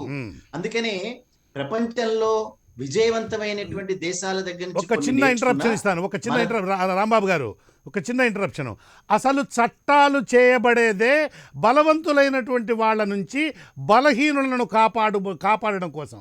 ఏమి మన ఆయన అడ్వకేట్ గారు ఉన్నారు, శంకర్రావు గారు, ఇదేనా చట్టాల యొక్క స్పిరిట్? బలవంతులైనటువంటి వాళ్ళ దగ్గర నుంచి బలహీనులైనటువంటి వాళ్లకు రక్షణ కల్పించడమే చాలా వరకు చట్టాల యొక్క మౌలికమైనటువంటి ఉద్దేశం. Please go head sir. Rambabu గారు, గో హెడ్. ఇప్పుడు నేను అనేది ఏంటంటే, దీనిలోను బ్యాంకింగ్ రంగంలోకి ఉన్నటువంటి సిస్టమ్ చాలా అద్భుతమైన సిస్టమ్. ఇప్పుడు ఈ పబ్లిక్ సెక్టార్ రంగంలో ఉన్నటువంటి డైరెక్టర్స్ లో, నేను డైరెక్టర్ గా చేశాను కాబట్టి చెప్తున్నా, ఇద్దరు డైరెక్టర్స్ చాలా వైటల్ పీపుల్. ఒకళ్ళు government nominee, senior IAS officer ఉంటాడు, రెండో అతను రిజర్వ్ బ్యాంక్ నామినీ. వీళ్ళిద్దరి కనుసంధంలోనే బోర్డు సమావేశాలు జరుగుతాయి. ఏ బ్యాంకులు అయినా సరే, పబ్లిక్ సెక్టార్ అయినా ప్రైవేట్ సెక్టార్ అయినా కూడా regulator authority reserve Bank of India కాబట్టి లోనింగ్ పాలసీ ఏదైనా రిజర్వ్ బ్యాంక్ అనుమతి లేకుండా ఏ బ్యాంక్ లో కూడా పాలసీ అనేటటువంటిది తయారవ్వదు ఎట్టి పరిస్థితిలో. కింద బ్రాంచ్ లో ఇంప్లిమెంటింగ్ అథారిటీసే వీళ్ళందరూ కూడా, అందుకని పాలసీ మేకర్స్ కాదు. పాలసీ మేకర్లు బోర్డు, అది బోర్డులో ఎవరుంటారు? Reserve Bank of India. Reserve Bank of India periodical గా ఇన్స్ట్రక్షన్స్ ఇస్తూ ఉంటుంది బ్యాంకులకి, ఈ రకమైనటువంటి పాలసీ మాత్రమే ఉండాలి. ఇవాళ ఒక బ్యాంక్ గనక పరిమితి కనుక మించి ఆటోమొబైల్ రంగానికి అడ్వాన్స్ చేసినారు అనుకోండి, లేదా ఒక ఐటీ రంగానికి అడ్వాన్స్ చేసినారు, ఇమీడియట్ గా reserve Bank of India picture లో వస్తుంది. ఎట్టి పరిస్థితుల్లో మీరు చేయడానికి వీల్లేదు. ఈ రిజర్వ్ బ్యాంక్ నామినీతో పాటుగా ప్రభుత్వం ఓనర్ కాబట్టి పబ్లిక్ సెక్టార్ రంగానికి, ఆ ఓనర్ పంపించినటువంటి ఒక ఐఏఎస్ ఆఫీసర్ కూర్చుంటాడు అక్కడ గవర్నమెంట్ నామినీగా. నేను ఇచ్చినటువంటి డైరెక్షన్స్ వీళ్ళు ఇంప్లిమెంట్ చేస్తున్నారా? చైర్మన్లు కానీ, మేనేజింగ్ డైరెక్టర్లు కానీ, ఎగ్జిక్యూటివ్ డైరెక్టర్లు కానీ, చార్టెడ్ అకౌంటెంట్ డైరెక్టర్ కానీ, షేర్ హోల్డర్ డైరెక్టర్స్ కానీ, వర్క్మెన్ డైరెక్టర్స్ కానీ, ఆఫీసర్ డైరెక్టర్ కానీ నామమాత్రంగా ఉండేటటువంటి వాళ్ళు మాత్రమే ఈ ఇద్దరు కన్సర్న్. అంచేత ఖచ్చితంగా ఈ బ్యాంకింగ్ రంగంలో ఏ రకమైనటువంటి అవినీతి కానీ, ఏ రకమైనటువంటి ఒక తప్పు కానీ జరిగితే ప్రభుత్వానికి సంబంధించిన నామినీ, రిజర్వ్ బ్యాంక్ సంబంధించిన నామినీ ఖచ్చితంగా వీళ్ళు బాధ్యత తీసుకోవాల్సిన, అందులో సెకండ్ థాట్ లేదు. రెండోది, ఈ దేశంలో రాజకీయ వ్యవస్థ జోక్యం లేకుండా, రాజకీయ వ్యవస్థ పరిష్కారం లేకుండా ఏది జరగదు ఈ దేశంలో. వాళ్ళు మాత్రమే చేయగలుగుతున్నారు. వాళ్ళు చేసే పని సక్రమంగా ఉందా లేదా అనేటటువంటిది న్యాయస్థానాలు, రెండోది జ్యుడిషియరీ. అంచేత ఈ రెండు వ్యవస్థలు కూడా ఇవాళ రెండిటికి రెండు వ్యవస్థలు భ్రష్టు పట్టాయి. రాంబాబు గారు, రెండిటికి రెండు వ్యవస్థలు భ్రష్టు పట్టాయి. అందుకనే ప్రజలు ఈ రోజున ఇంతటి దైన్య స్థితిలో ఉన్నారు. రెండు న్యాయ వ్యవస్థ కూడా భ్రష్టు పట్టింది. ఏదో ఒక చిన్న రే ఆఫ్ హోప్ తప్ప, చిన్న రే ఆఫ్ హోప్ పూర్తిగా చావలేదు న్యాయ వ్యవస్థ మీద. ఇంకా కొంత ఉంది. ఎగ్జాంపుల్ చెప్తా మీకు, నేను ఒక చిన్న ఎగ్జాంపుల్ చెప్తా. ఒకసారి నేను స్విట్జర్లాండ్ అనేటటువంటి దేశానికి ఒక ఆర్గనైజేషన్ నిమిత్తం వెళ్ళాను, ఒక మీటింగ్ అడ్రస్ చేయడానికి వెళ్ళాను. నా పక్కన కూర్చున్నటువంటి ఒక గర్ల్, ఒక ఆమె నన్ను అడిగింది, మిమ్మల్ని పిలిచేటప్పుడు చాలా గౌరవంగా పిలిచారు, భారతదేశానికి సంబంధించినటువంటి ఒక రిప్రజెంటేటివ్ గా, కానీ నిన్ననే నేను చూశాను మీ దేశం యొక్క అవినీతి దేశంగా 83వ స్థానంలో ఉంది. అంత అవినీతికర దేశం కూడా చాలా గొప్పగా ఎందుకు ప్రజెంట్ చేస్తున్నారు మిమ్మల్ని అని అడిగింది. అడిగితే దానికి సమాధానం చెప్పే ముందు నేను అడిగాను, మీరు ఏ దేశానికి సంబంధించిన వ్యక్తులు, మీది ఏ నెంబర్ అని చెప్పి. నాది ఫిన్లాండ్ అనేటటువంటి యూరోప్ లో ఉండేటువంటి ఒక చిన్న దేశం ఫిన్లాండ్. నాది ఫిన్లాండ్ అనేటటువంటి దేశం, ఉమ్, మాది జీరో లెవెల్ కరప్ట్ కంట్రీ అని చెప్పింది. అంటే జీరో లెవెల్ అంటే మా దేశంలో అవినీతి అనేటటువంటిది లేనే లేదు. ఉమ్, ఎందుకని చెప్తున్నానంటే ఈ దేశానికి వచ్చినటువంటి ప్రధానమంత్రుల్లో ఉమ్, మన్మోహన్ సింగ్ గారు కానీ నరేంద్ర మోడీ కానీ ఇంతకంటే నీతివంతులు ఎవరు ఉండరు దేశంలో. ఉమ్, బట్ ఈ నీతిమంతుల ఆధ్వర్యంలో కూడా ఉమ్, అవినీతి ఇంత పెచ్చు పెరిగి ఎందుకు పోయిందని వాళ్ళిద్దరు బాధ్యత తీసుకోవాల్సిందే. ఉమ్, ఎందుకంటే వాళ్ళిద్దరే కనుక అరికట్టలేకపోతే ఈ దేశంలో ఎవరు అరికట్టలేరు. ఇంకా ఉమ్. ఈ వ్యవస్థని బాగు చేయడానికి ఒక మంచి వ్యక్తులు ఇద్దరు ఉన్నా కూడా అంటే మీరు రాంబాబు గారు ఒక చిన్న ఇంటరప్షన్ ఇస్తాను. మీరు దాన్ని తిరగేశారు. అవినీతి పరులైనటువంటి వాళ్ళే మన్మోహన్ సింగ్ని నరేంద్ర మోడీని ముందు కూర్చోబెట్టుకుంటారు. ఎలా అయితే కురుక్షేత్ర మహాసంగ్రామంలో ఆ శిఖండిని ముందు కూర్చోబెట్టి అర్జునుడు వెనక నుంచి బాణం వేసి భీష్ముడిని చంపినట్లుగా ఇక్కడ భీష్ముడు ప్రజలైతే ఈ శిఖండి అనేటువంటి వాళ్ళు వీళ్ళు అంటే ఈరోజు ఒక న్యూస్ చూశాను నేను, నిజమైనటువంటి లీడర్స్ కాదు. అంటే వీళ్ళకి నేను ఇందాక నా ఇంట్రడక్షన్లో కూడా చెప్పాను, అలీబాబా 40 దొంగల కథలో అలీబాబా చాలా గొప్ప నీతిమంతుడు, నిజాయితీపరుడు, ధర్మపరుడు, దానపరుడు, ఇంకా అనేక పరుళ్ళు అయినప్పటికీ ఆయన నాయకత్వం వహిస్తున్నటువంటి 40 మంది దొంగలకు కాబట్టి దానికి శాంక్టిటీ ఏం లేదు. ఆయన నిజాయితీకి విలువ లేదు, ఆయన 56 అంగుళాల ఛాతీకి అంతకన్నా విలువ లేదు, ఏం లేదు. ఎందుకంటే మాటికి ఇదిగో ఆయన చూపిస్తుంటారు. చూడండి మోడీ గారు నీతిమంతుడే, ఎవ్వరూ కాదనరు. కానీ ఆయన సారథ్యంలో ఉన్నటువంటి పార్టీ అని కానీ ఇది కాంగ్రెస్కి ఇంకా వర్తిస్తుంది. మన్మోహన్ సింగ్ అనేటువంటి వాడు చాలా నీతిపరుడైనటువంటి వ్యక్తి. కానీ ఆయన ఎన్ని స్కాములు జరిగాయి కాంగ్రెస్ పార్టీలో. ఈరోజు భారతీయ జనతా పార్టీ థంపింగ్ మెజారిటీతో అధికారంలోకి వచ్చిందంటే ఎన్ని స్కాములు అన్నిటికీ ఇప్పుడు చూడండి ఇతనే ఉన్నారు. బ్యాంకింగ్ రంగంలో 14 రకాలైనటువంటి ఆడిట్స్ ఉన్నాయండి. 14 రకాల ఆడిట్స్. ఈ 14 రకాల ఆడిట్స్ కూడా పంజాబ్ నేషనల్ బ్యాంక్ లో జరిగినటువంటి 14,000 కోట్ల రూపాయల ఫ్రాడ్ ని అరికట్టలేకపోయినాయి. సంబంధించినటువంటి చోక్సీ గాని నీరవ్ మోడీ గాని హ్యాపీగా వెళ్ళిపోయినారు ఇక్కడి నుంచి బయటికి. 14,000 కోట్ల రూపాయలు. ఇది మనకి ఇవాళ ఎక్స్టర్నల్ ఆడిటర్, ఇంటర్నల్ ఆడిటింగ్ ఉంది, దాంతో పాటుగా ఫైనాన్షియల్ ఆడిట్ ఉంది, అట్లాగే స్టాట్యుటరీ ఆడిట్ ఉంది, reserve Bank of India audit ఉంది, కాంకరెంట్ ఆడిటర్. అంటే ఇవాళ ఒక అడ్వాన్స్ కనుక చేస్తే దెన్ అండ్ దేర్ అదే రోజున ఆడిట్ జరుగుతుంది. సో ఇన్ని ఆడిట్ జరిగినా కూడా వెలికి తీసుకురాలేకపోవడం ఎక్కడ ఫెయిల్యూర్ అని కనుక న్యాయస్థానాలు గాని పార్లమెంటులు గాని చర్చ కనుక చేసిన రోజున తప్పనిసరిగా దొంగలందరూ బయటకు వస్తారు. అంచేది వీళ్ళు చర్చలు చేయకుండా వదిలేశారు. ఇన్ని రకాల ఆడిట్లు ఇంత సిస్టమ్ ఉన్నా కూడా అయినా కూడా ఎందుకు జరుగుతున్నాయి? 14 లక్షల కోట్ల రూపాయలు అంటే ఇది మామూలు అండి, ఇది 14 లక్షలు. ఇప్పుడు చూడండి, మొన్న ఈ ఆత్మనిర్భర్ భారత్ అనేటటువంటి అనౌన్స్మెంట్ ఏదైతే మొన్న నిర్మలా సీతారామన్ గారు చేశారో అందులో ఎంఎస్ఎంఈకి సంబంధించిన అడ్వాన్సెస్ కి 4 లక్షల కోట్ల రూపాయలు గవర్నమెంటే గ్యారంటర్ గా నిలబడింది. అంటే 4 లక్షల కోట్ల రూపాయలు ఎడిపోయినా పర్వాలేదు, మేము గ్యారంటీగా నిలబడతా ఉన్నారు.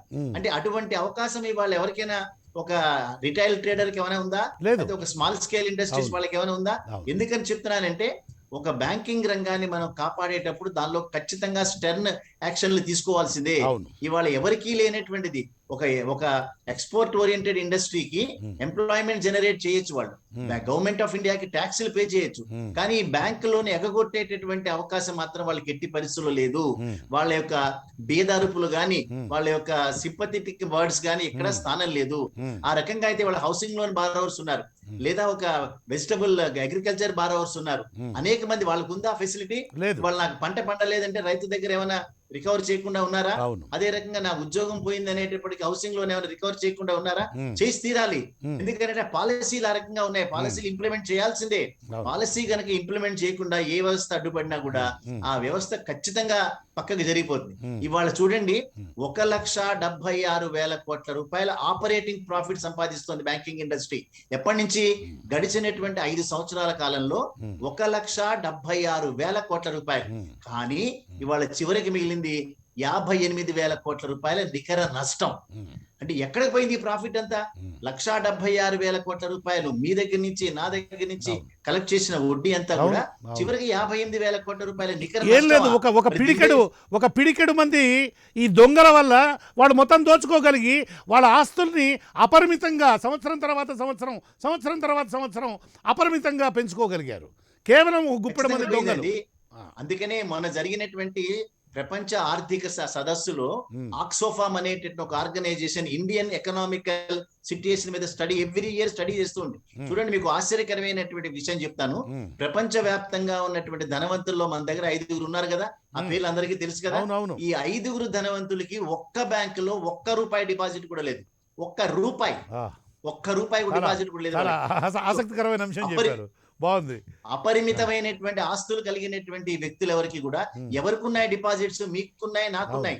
మన డిపాజిట్స్ తీసుకెళ్లి ఎక్కడో పెట్టి చివరికి మనం అందరం కనీసం ఒక ఎంప్లాయీ, వాళ్ళు చూడండి, రిజర్వ్ బ్యాంక్ ఆఫ్ ఇండియా మన సుప్రీం కోర్టులో ప్రశాంత్ భూషణ్ గారు ఒక కేసు ఫైల్ చేసి 500 కోట్ల రూపాయలు పైబడి రుణాలు ఎగవేత వేసిన యొక్క వ్యక్తుల యొక్క పేర్లు బయట పెట్టమనంటే Reserve Bank of India code of secrecy act ప్రకారం మేము ప్రధాన న్యాయస్థానాన్ని కూడా పేర్లు ఇవ్వమని చెప్పారు. అవును,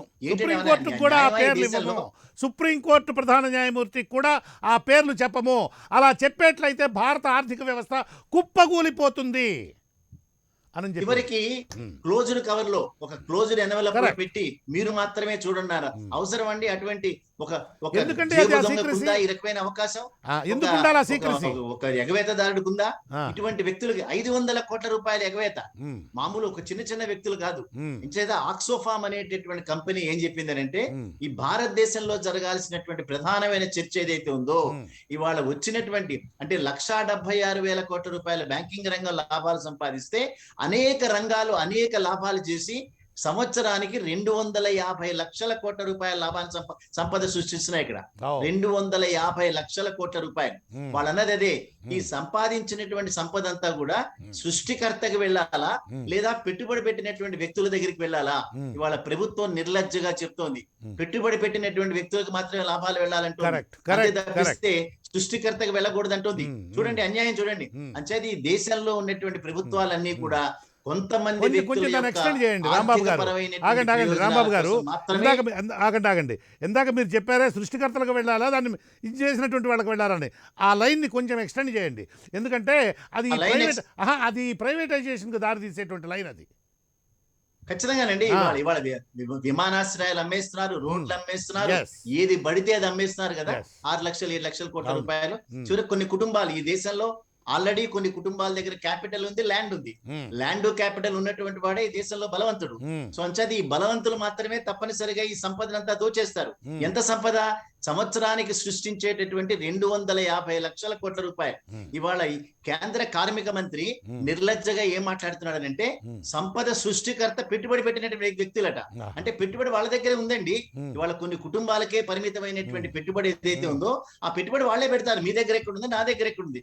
అంత మాత్రం చేత సృష్టించబడినటువంటి సంపద వాళ్ళకే వెళ్ళాలా, సృష్టికర్త అనేటువంటి కార్మికుడికి వెళ్ళాలా?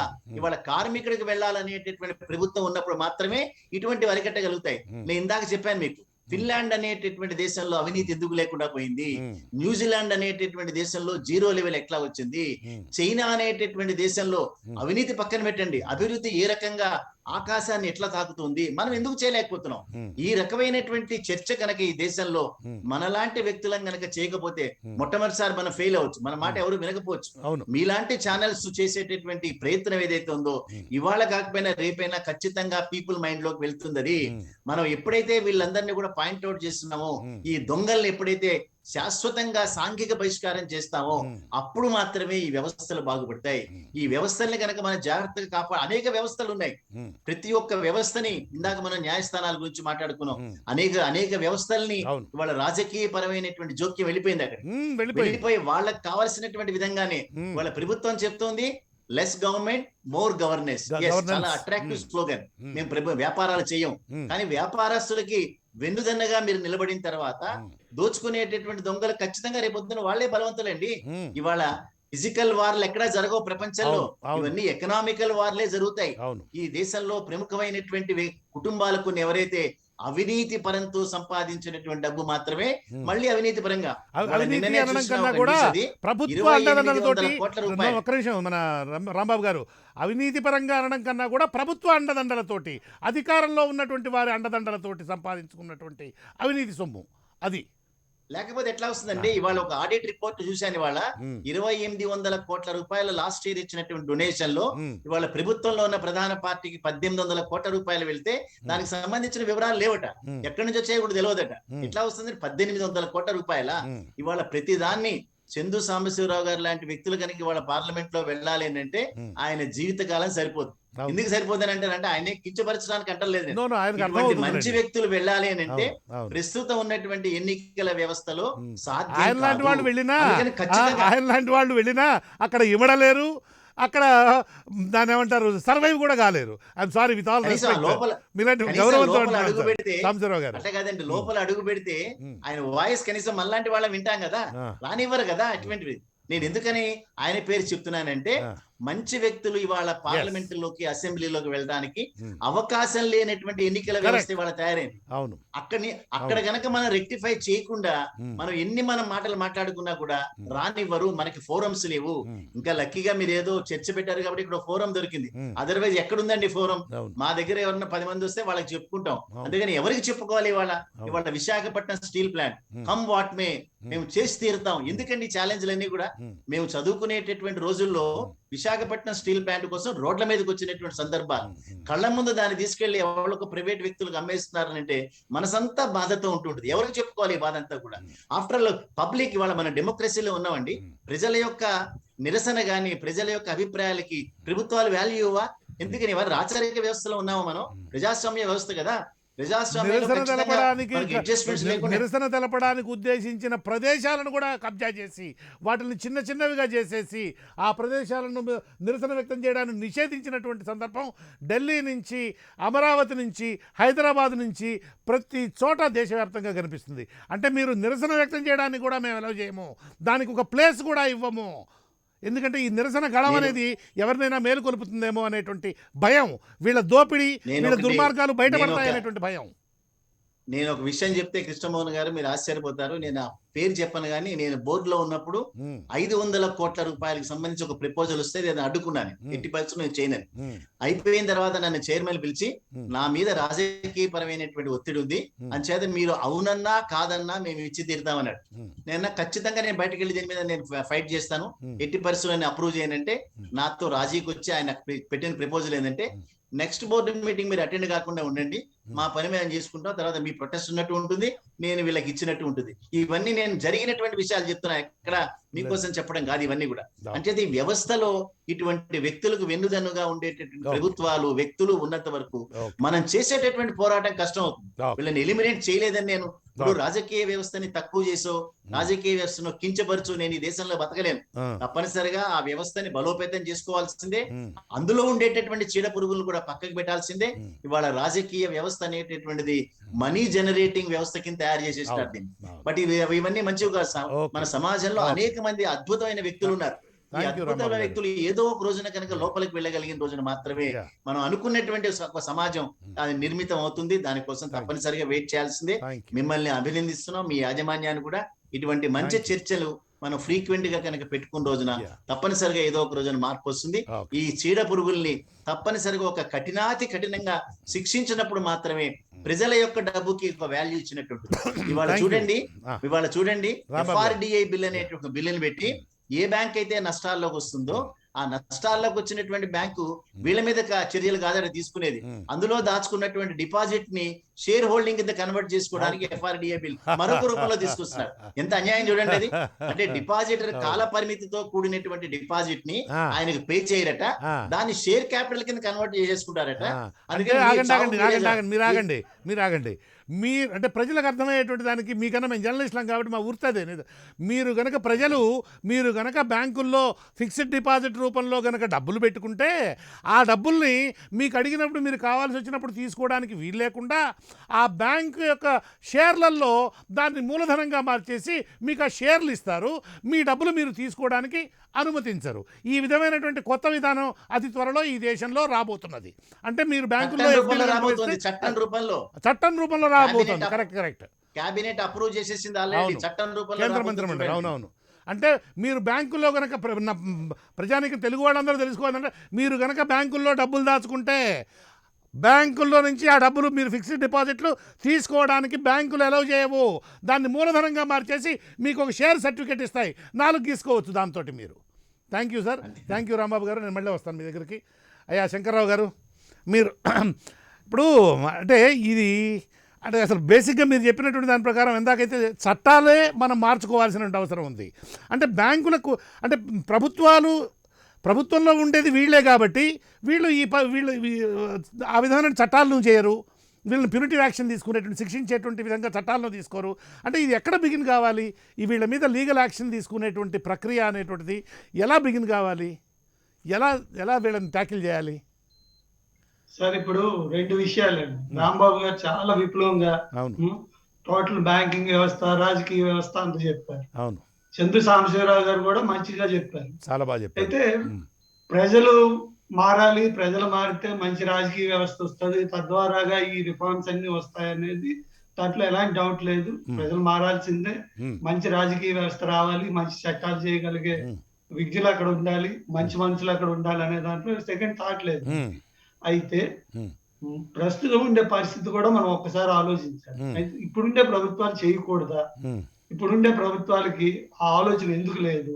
ఈ ప్రభుత్వాలు ఏం చేస్తున్నాయి వీటిని అరికట్టడానికి అనేది కూడా ఒక ఇష్యూ మనము డిబేట్ చేయాల్సిందే, డిస్కస్ చేయాల్సిందే. ఫర్ ఎగ్జాంపుల్ మీరు ఇప్పుడు రాంబాబు గారు చెప్పారు, ప్రశాంత్ భూషణ్ గారు 500 కోట్ల పైన ఉండే కేసుల తలగా ఎవరైతే విల్ఫుల్ డిఫాల్టర్స్ లిస్ట్ సబ్మిట్ చేయమని సుప్రీంకోర్టులో కేసు కోసం చెప్పారు. అంతకు ముందు ఆర్బీఐకి 11 అప్లికేషన్స్ ఆర్టీఐ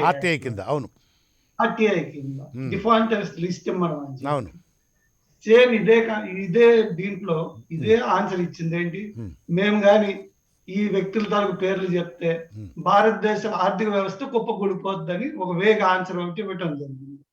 దీని మీద కేసెస్ వెళ్ళినాయి. ఇది RTI central commissioner Shailesh Gandhi అని ఆయన దగ్గర 2011 సబ్జెక్టు కరెక్షన్ ఆయనకి ఎప్పీల్ వెళ్ళింది. ఆ ఎప్పీల్ లో ఆయన క్లియర్ గా చెప్పాడు, ఇదేం సీక్రెట్ ఇన్ఫర్మేషన్ కాదు, దీనివల్ల దేశ తాలూకా శాంతి భద్రతలకు కానీ లేకపోతే సెక్యూరిటీకి కానీ ఆ సెక్షన్ 6 కింద ఎగ్జామ్ట్ అయిన ఇన్ఫర్మేషన్ కాదు కనుక మీరు ఇవ్వాల్సిందే అని చెప్పారు. దాని మీద హైకోర్టుకి వెళ్ళారు. ఢిల్లీ హైకోర్టులో కేసు నడిచింది, తర్వాత సుప్రీంకోర్టుకి వెళ్ళింది. సుప్రీంకోర్టు డైరెక్ట్ చేసిన తర్వాత మీరు సీల్డ్ కవర్ లో ఇవ్వటం జరిగింది. ఎవరికి ఇవ్వడం జరిగింది? సుప్రీంకోర్టుకు మాత్రమే ఇవ్వడం జరిగింది. అది ఆర్టీఐ అప్లికెంట్కి అందాయా? ఆర్టీఐ అప్లికెంట్కి అందలేదు. ఇప్పుడు ఇలాంటి విషయాల్లో కూడా మీకు ప్రజల నుంచి సంస్కరణ రావాల్సిన అవసరం అయితే లేదు. ప్రభుత్వాలు దీన్ని ఇమీడియట్ గా టేకప్ చేసి వీళ్ళు ఎవరైతే డిఫాల్ట్ అయ్యారో వాళ్ళని లిస్ట్ ఇవ్వచ్చు, వాళ్ళ ఫోటోలు కూడా పబ్లిష్ చేయొచ్చు. అవునవును, న్యూస్ పేపర్స్ లో ఫస్ట్ పేజీలో పాస్పోర్ట్ సైజ్ ఫోటోలు అన్ని పెట్టి అందులో వాళ్ళు ఎంతంత అయితే ఎగ్గొట్టారో వాళ్ళందరి ఫోటోలు కనుక వేసేట్లయితే చాలా బ్రహ్మాండంగా ఉంటుంది. ఎందుకంటే ప్రజల మధ్యలో వీళ్ళు చాలా గొప్పవాళ్ళుగా చలామణి అవుతున్నారు. విలాసవంతమైనటువంటి కార్ల పేర్లు కూడా తెలిసావు మనకు. అటువంటి కార్లు, అటువంటి బంగ్లాలు ఉన్నాయి కదా.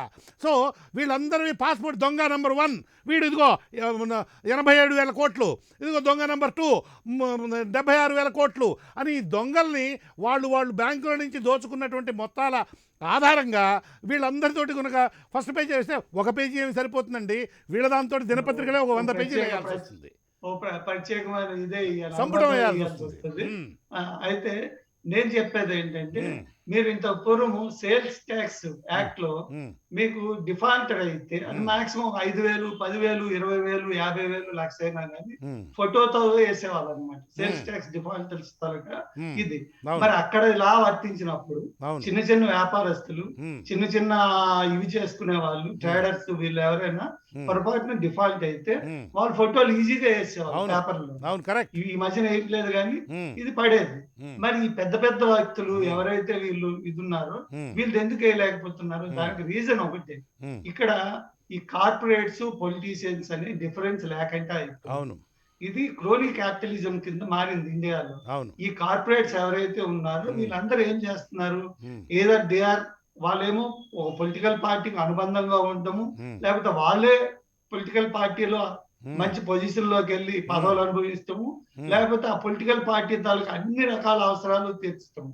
కనుక ఈ అనుబంధం వల్లనే ఇప్పుడుండే ప్రభుత్వాలు నెక్సస్ వీళ్ళ మధ్య ఉండేటువంటి విష సంబంధం ఏదైతే ఉందో ఆ నెక్సస్ వాళ్ళ మధ్య ఉన్న సంబంధం వల్ల అక్రమ సంబంధం చెయ్యగలిగే శక్తి ఉంది, చేయటానికి తగిన అవకాశం ఉంది కూడా చేయట్లేదు వీళ్ళు. నేను అంటే సబ్జెక్టివ్ కరెక్షన్ మీకు ఇంకోటి కూడా చెప్తాను. అసలు ఈ డిఫాల్టర్స్ లిస్ట్ చాలా చిన్నగా ఉన్నప్పుడే నేను సబ్జెక్టివ్ కరెక్షన్ గురుదాస్ గుప్తా అనుకుంటాను, సిపిఐ ఎంపీ, మీరు ఎవరైనా కరెక్ట్ చేయొచ్చు నన్ను, పార్లమెంట్ లో ఈ క్వశ్చన్ అడిగితే అప్పుడు కాంగ్రెస్ ప్రభుత్వం కూడా ఇదే చెప్పింది. ఏం చెప్పింది? ఈ పేర్లు కానీ మేము బయటకి ఇస్తే, పార్లమెంట్ లో ప్రకటిస్తే ఈ ఎకానమీ కూలిపోతుంది. అసలు పార్లమెంట్ అంటే ఆగండి ఇక్కడ ఒక సందర్భం ఒక మాట కూడా చెప్పాలి. విదేశాలలో నల్లధనాన్ని దాచుకునేటువంటి వాళ్ళ పేర్లు బయట పెట్టినా కూడా వాళ్ళ పేరు బయట పెడతామనంటూ ఆ దేశానికి సంబంధించినటువంటి ప్రభుత్వం అడిగింది. అమెరికా, జపాన్తో సహా కొన్ని దేశాలు తీసుకున్నాయి. మన దేశ ప్రధానమంత్రి గౌరవనీయ మన్మోహన్ సింగ్ గారు మాకు ఆ పేర్లు వద్దు, విదేశాలలో నల్ల డబ్బు దాచుకున్నటువంటి వాళ్ళ పేర్లు మీరు అడిగితే మీకు ఇస్తామని ఆ దేశం ముందుకు వచ్చినప్పుడు మాకు ఆ పేర్లు అవసరం లేదు, ఆ పేర్లు కనుక మీరు బయట పెట్టారు అని అంటే మా ప్రభుత్వాలు కూడా కూలిపోతాయి అని చెప్పినటువంటి పరిస్థితి అనుభవం ఉంది. ఎందుకంటే ప్రజలకు ఇవన్నీ తెలియవు కదా. కాబట్టి ఆరంగారంగా అప్పుడప్పుడు ఇవి కనుక మనం ప్రజలకు గుర్తు చేస్తూ ఉంటే వాళ్ళల్లో ఎంతో కొంత ఆలోచన శక్తి అనేటువంటిది పెరుగుతుంది. Okay sir. కృష్ణమోహన్ గారు ఒక్క చిన్న మాట చెప్పనా? Sorry interruption. నేను ఈ డిమానిటైజేషన్ టైంలో రిజర్వ్ బ్యాంక్ ఆఫ్ ఇండియాకి ఒక లెటర్ రాశాను. క్విక్ గా చెప్పాలి sir, running out of time. Sambasivarao గారి దగ్గరికి వెళ్ళాలి. రిజర్వ్ బ్యాంక్ ఆఫ్ ఇండియాకి ఒక లెటర్ రాస్తూ నేను అడిగింది ఏంటంటే, వాళ్ళకి ఆర్టీ యాక్ట్ ప్రకారం రాశాను. అడిగింది ఏంటంటే, ఇంతవరకు ఎంత డబ్బు బ్యాంక్ లోపలికి వచ్చింది రద్దయినటువంటి దాంట్లో ఆ వివరాలు నాకు ఇవ్వండి. రెండోది, కొత్త నోట్లు ప్రింట్ చేసినందుకు ఎంత ఖర్చు అయింది ఆ వివరాలు ఏంటి, రద్దు చేసినటువంటి నోట్లు ఏదైతే ఉందో దానికి ఎంత ఖర్చు పెట్టినారు, ఈ మూడు అడిగాను. దానికి నాకు రిజర్వ్ బ్యాంక్ ఆఫ్ ఇండియా నుంచి వచ్చినటువంటి సమాధానం ఏంటంటే, మీరు అడిగిన ప్రశ్నలు కనుక సమాధానం చెప్తే దేశ సార్వభౌమాధికారం దెబ్బతింటుంది కాబట్టి మేము ఇవ్వలేమని చెప్పారు. ఈ భాష్యం చెప్పడానికి వాడిని ప్రాసిక్యూట్ చేయాలి సార్. వాడు ఎవడైతే ఈ విధమైనటువంటి వాడిని హీ షుడ్ బి ముస్లిం దేశాలలో కనుక చేసినట్లుగా పబ్లిక్ హ్యాంగింగ్ చేయాలని అనమాట. This is democracy sir, not that fellows individual. దేశ సావర్నిటీకి సార్వభౌమాధికారం తెలుసో లేదో. ఫైనల్ గా ఒక మాట చెప్పి నేను ముగిస్తాను దయచేసి. ఇప్పుడు షార్ప్ గా మన రాంబాబు గారు క్విక్ గా చెప్పండి, 30 seconds లో చెప్పండి. ఒకే పాయింట్. ఇప్పుడు ఇంకో ప్రమాదం ముంచుకొస్తుంది. ఈ మన డిపాజిట్స్ తీసుకోవడమే కాదు, ఇండస్ట్రియలిస్టులు ఎవరైతే ఉన్నారో వాళ్ళకే బ్యాంకులు పెట్టుకోవడానికి లైసెన్స్ కూడా ఇస్తున్నారు, ఇవ్వబోతున్నారు, కొత్త చట్టం తెస్తున్నారు. అది ఇంకా ప్రమాదకరంగా మారుతుంది. ఎందుకంటే వాళ్ళే డిపాజిట్లు సేకరించి, వాళ్ళే లోన్లు తీసుకుని, వాళ్ళే దాన్ని కట్టగా చేస్తే ఈ దేశం పెద్ద క్వశ్చన్. అయితే వీటన్నిటికీ ప్రజా చైతన్యమే మూలం. అన్ని సమస్యలకు అదే మనం. Thank you sir. సాంబశివరావు గారు ప్లీజ్. కృష్ణమోహన్ గారు, ఐ థింక్ మనకి అందరూ మంచి పాయింట్స్ రైజ్ చేశారు. కానీ చివరికి మళ్ళీ మనం ఎక్కడికి వస్తున్నాం అంటే, ఈ ఉన్న చట్టాలను ఉపయోగించుకుని వీళ్ళందరూ జాప్యం చేయగలుగుతున్నారు లేదా తప్పుకోగలుగుతున్నారు. అంటే ఈ చట్టాలు ఎవెన్చువల్ గా పెద్దగా ఉపయోగపడలేదని మనకు అర్థమైపోయింది. మరి ఉపయోగపడే చట్టాలు ఎలా ఉండాలి, ఉపయోగపడే జ్యుడిషియరీ ఎలా ఉండాలి, శిక్షలు ఎంత త్వరగా పడాలి, అప్పుడే కదా కాస్త అలర్ట్ గా ఉంటారు, చేయాలన్నా భయపడతారు. ఇప్పుడు చేయాలంటే ఎవరికి భయమేం లేదు కదా, వాళ్ళు పథకం ప్రకారంగానే చేస్తున్నారు, చట్టాలను అర్థం చేసుకునే చేస్తున్నారు. ఇలా చేస్తే ఏమవుద్ది, ఎంతకాలం పట్టుద్ది, ఏమీ కాదు అనే ధైర్యంతో ఇవన్నీ చేస్తున్నారు. అంటే మన చట్టాల్లోనే అన్ని తప్పుకునే మార్గాలు కూడా చక్కగా ఉన్నాయి, అందుబాటులో ఉన్నాయి. సో దాన్ని మనం సరి చేసుకోవాల్సిన అవసరం ఉంది. అది సరి చేసుకోవడం అనేది ఎవరికైతే అడ్వాంటేజ్ ఉంటుందో వాళ్ళు చేయరు, ఎవరైతే నష్టపోతాము అని భయపడతారో వాళ్ళు చేయాలి. వాళ్ళు ఇవాళ కామన్ పీపుల్, వాళ్ళకి అది నేను అడిగింది కూడా. ఎందుకంటే మనం ప్రజానీకంలో ఈ ఆలోచన రానంత వరకు కూడా పైన ఉన్న వాళ్ళు చట్టాలు చేస్తున్నట్టు ఉంటది, కోర్టులు నడుస్తున్నట్టు ఉంటది, నేరాలు జరుగుతున్నట్టు ఉంటది, ఉంటది, అన్నిటికీ ముద్దు పేర్లు ఉంటాయి. అన్నిటినీ మనం లీగలైజ్ చేస్తాం. ఉమ్, ఇప్పుడు NCLT-లోకి వెళ్ళి 40,000 కోట్లు తీసుకున్న ఒక ఆయన ఉమ్, నేను 4,000 కోట్లు ఇవ్వగలను, మిగతాది నేను ఇవ్వలేను అంటే దానికి ఒక జస్టిఫికేషన్ ఇస్తూ మనం రైట్ ఆఫ్ చేస్తున్నాం. అవును మనం దాన్ని లీగలైజ్ చేస్తున్నాం. అవును మనకి ఆ తర్వాత మీరు అన్నట్టుగా వాళ్ళని అది ఇది అంటానికి వీల్లేదు. వీల్లేదు. మళ్ళీ then we are getting in to his personal space. ఆ, మళ్ళీ ఆయన మనమే కేసు పెడతాడు. ఉమ్, ఆయన మనమే కేసు పెడతాడు. ఉమ్, నేను అవన్నీ లీగల్ గా నేను సరి చేసుకున్నాను, మీరెవరో నన్ను మాట్లాడటానికి. ఉమ్, కాబట్టి ఉమ్, ఈ ఈ ఈ ఈ ఈ సైకిల్ అంతా కూడా కొద్దిగా క్లీన్ గా ఉమ్, రెస్పెక్ట్ఫుల్ గా జరగాలి అంటే ఉమ్. అది మనలో ఆ అవగాహన రావాలి, మనలో బాధ్యత పెరగాలి. Okay it may take some time. Yeah. It may take some time. Mean while okay మీరు 1-2 సార్లు ఏమన్నారంటే 56 అంగుళాలు ఛాతి అది ఇది అన్నారు. అవును సార్. ఆ లెవెల్లో మనం మాట్లాడుకోవసరం లేదు. ఉమ్, ఇట్స్ ఏ కాంప్లెక్స్ సిస్టమ్. ఉమ్, మన్మోహన్ సింగ్ గారి టైంలో కూడా మన్మోహన్ సింగ్ గారు తప్పని నేను అనుకోవట్లేదు. అప్పుడున్న పరిస్థితుల ప్రభావం అలా ఉంది. నేను అలా అనుకోను సార్, అతను చెప్పేసి- నేను అలా అనుకోను, అలా అతను చెప్పను, చెప్పేసి నమ్మను మీరు సార్. మన్మోహన్ సింగ్ గారిని ఉరి తీసేద్దాం, మన్మోహన్ సింగ్ గారు కాదు useless సార్, and all నా- that stuff నేను అంటే నేను అలా అనుకోను sir. that may not be fair. No That may not be fair. I అలాగే విష్ మోడీ గారు is trying to clean up the system, is trying to make it better. ఈ make it better అనేది Okay. Take some time. It's a complex game కాబట్టి మనం అన్ని dimensions లో ఆలోచించాలి. ఆలోచించడానికి మనం సమాయత్తం కావాలి. ఓకే థ్యాంక్ యూ మీరు సార్. చేస్తున్న ఈ ప్రయత్నంలో నేను చూసే మంచి ఏంటంటే Ah. ఒక్కొక్క రోజు ఒక్కొక్క టాపిక్ తీసుకోవడం వల్ల ఆయా యాంగిల్లో ప్రజల్ని ఆలోచింప చేస్తున్నారు. Sir probably it will help one day. Okay thank you sir, thank you very much But Sambasivarao గారు. surely- we ran out of time, I'm sorry. We should taken will take up ఇదే సబ్జెక్ట్ని మరొకసారి చర్చకు తీసుకుందాం. Thank you very much Sambasivarao గారు, రాంబాబు గారు and Shankarrao గారు ఎన్నో మంచి విషయాలు తెలియజేశారు. Thank you sir, thank you very much. ఇది ఈరోజు స్ట్రైట్ టాక్ చర్చా కార్యక్రమం. చూస్తూనే ఉండండి Prime 9.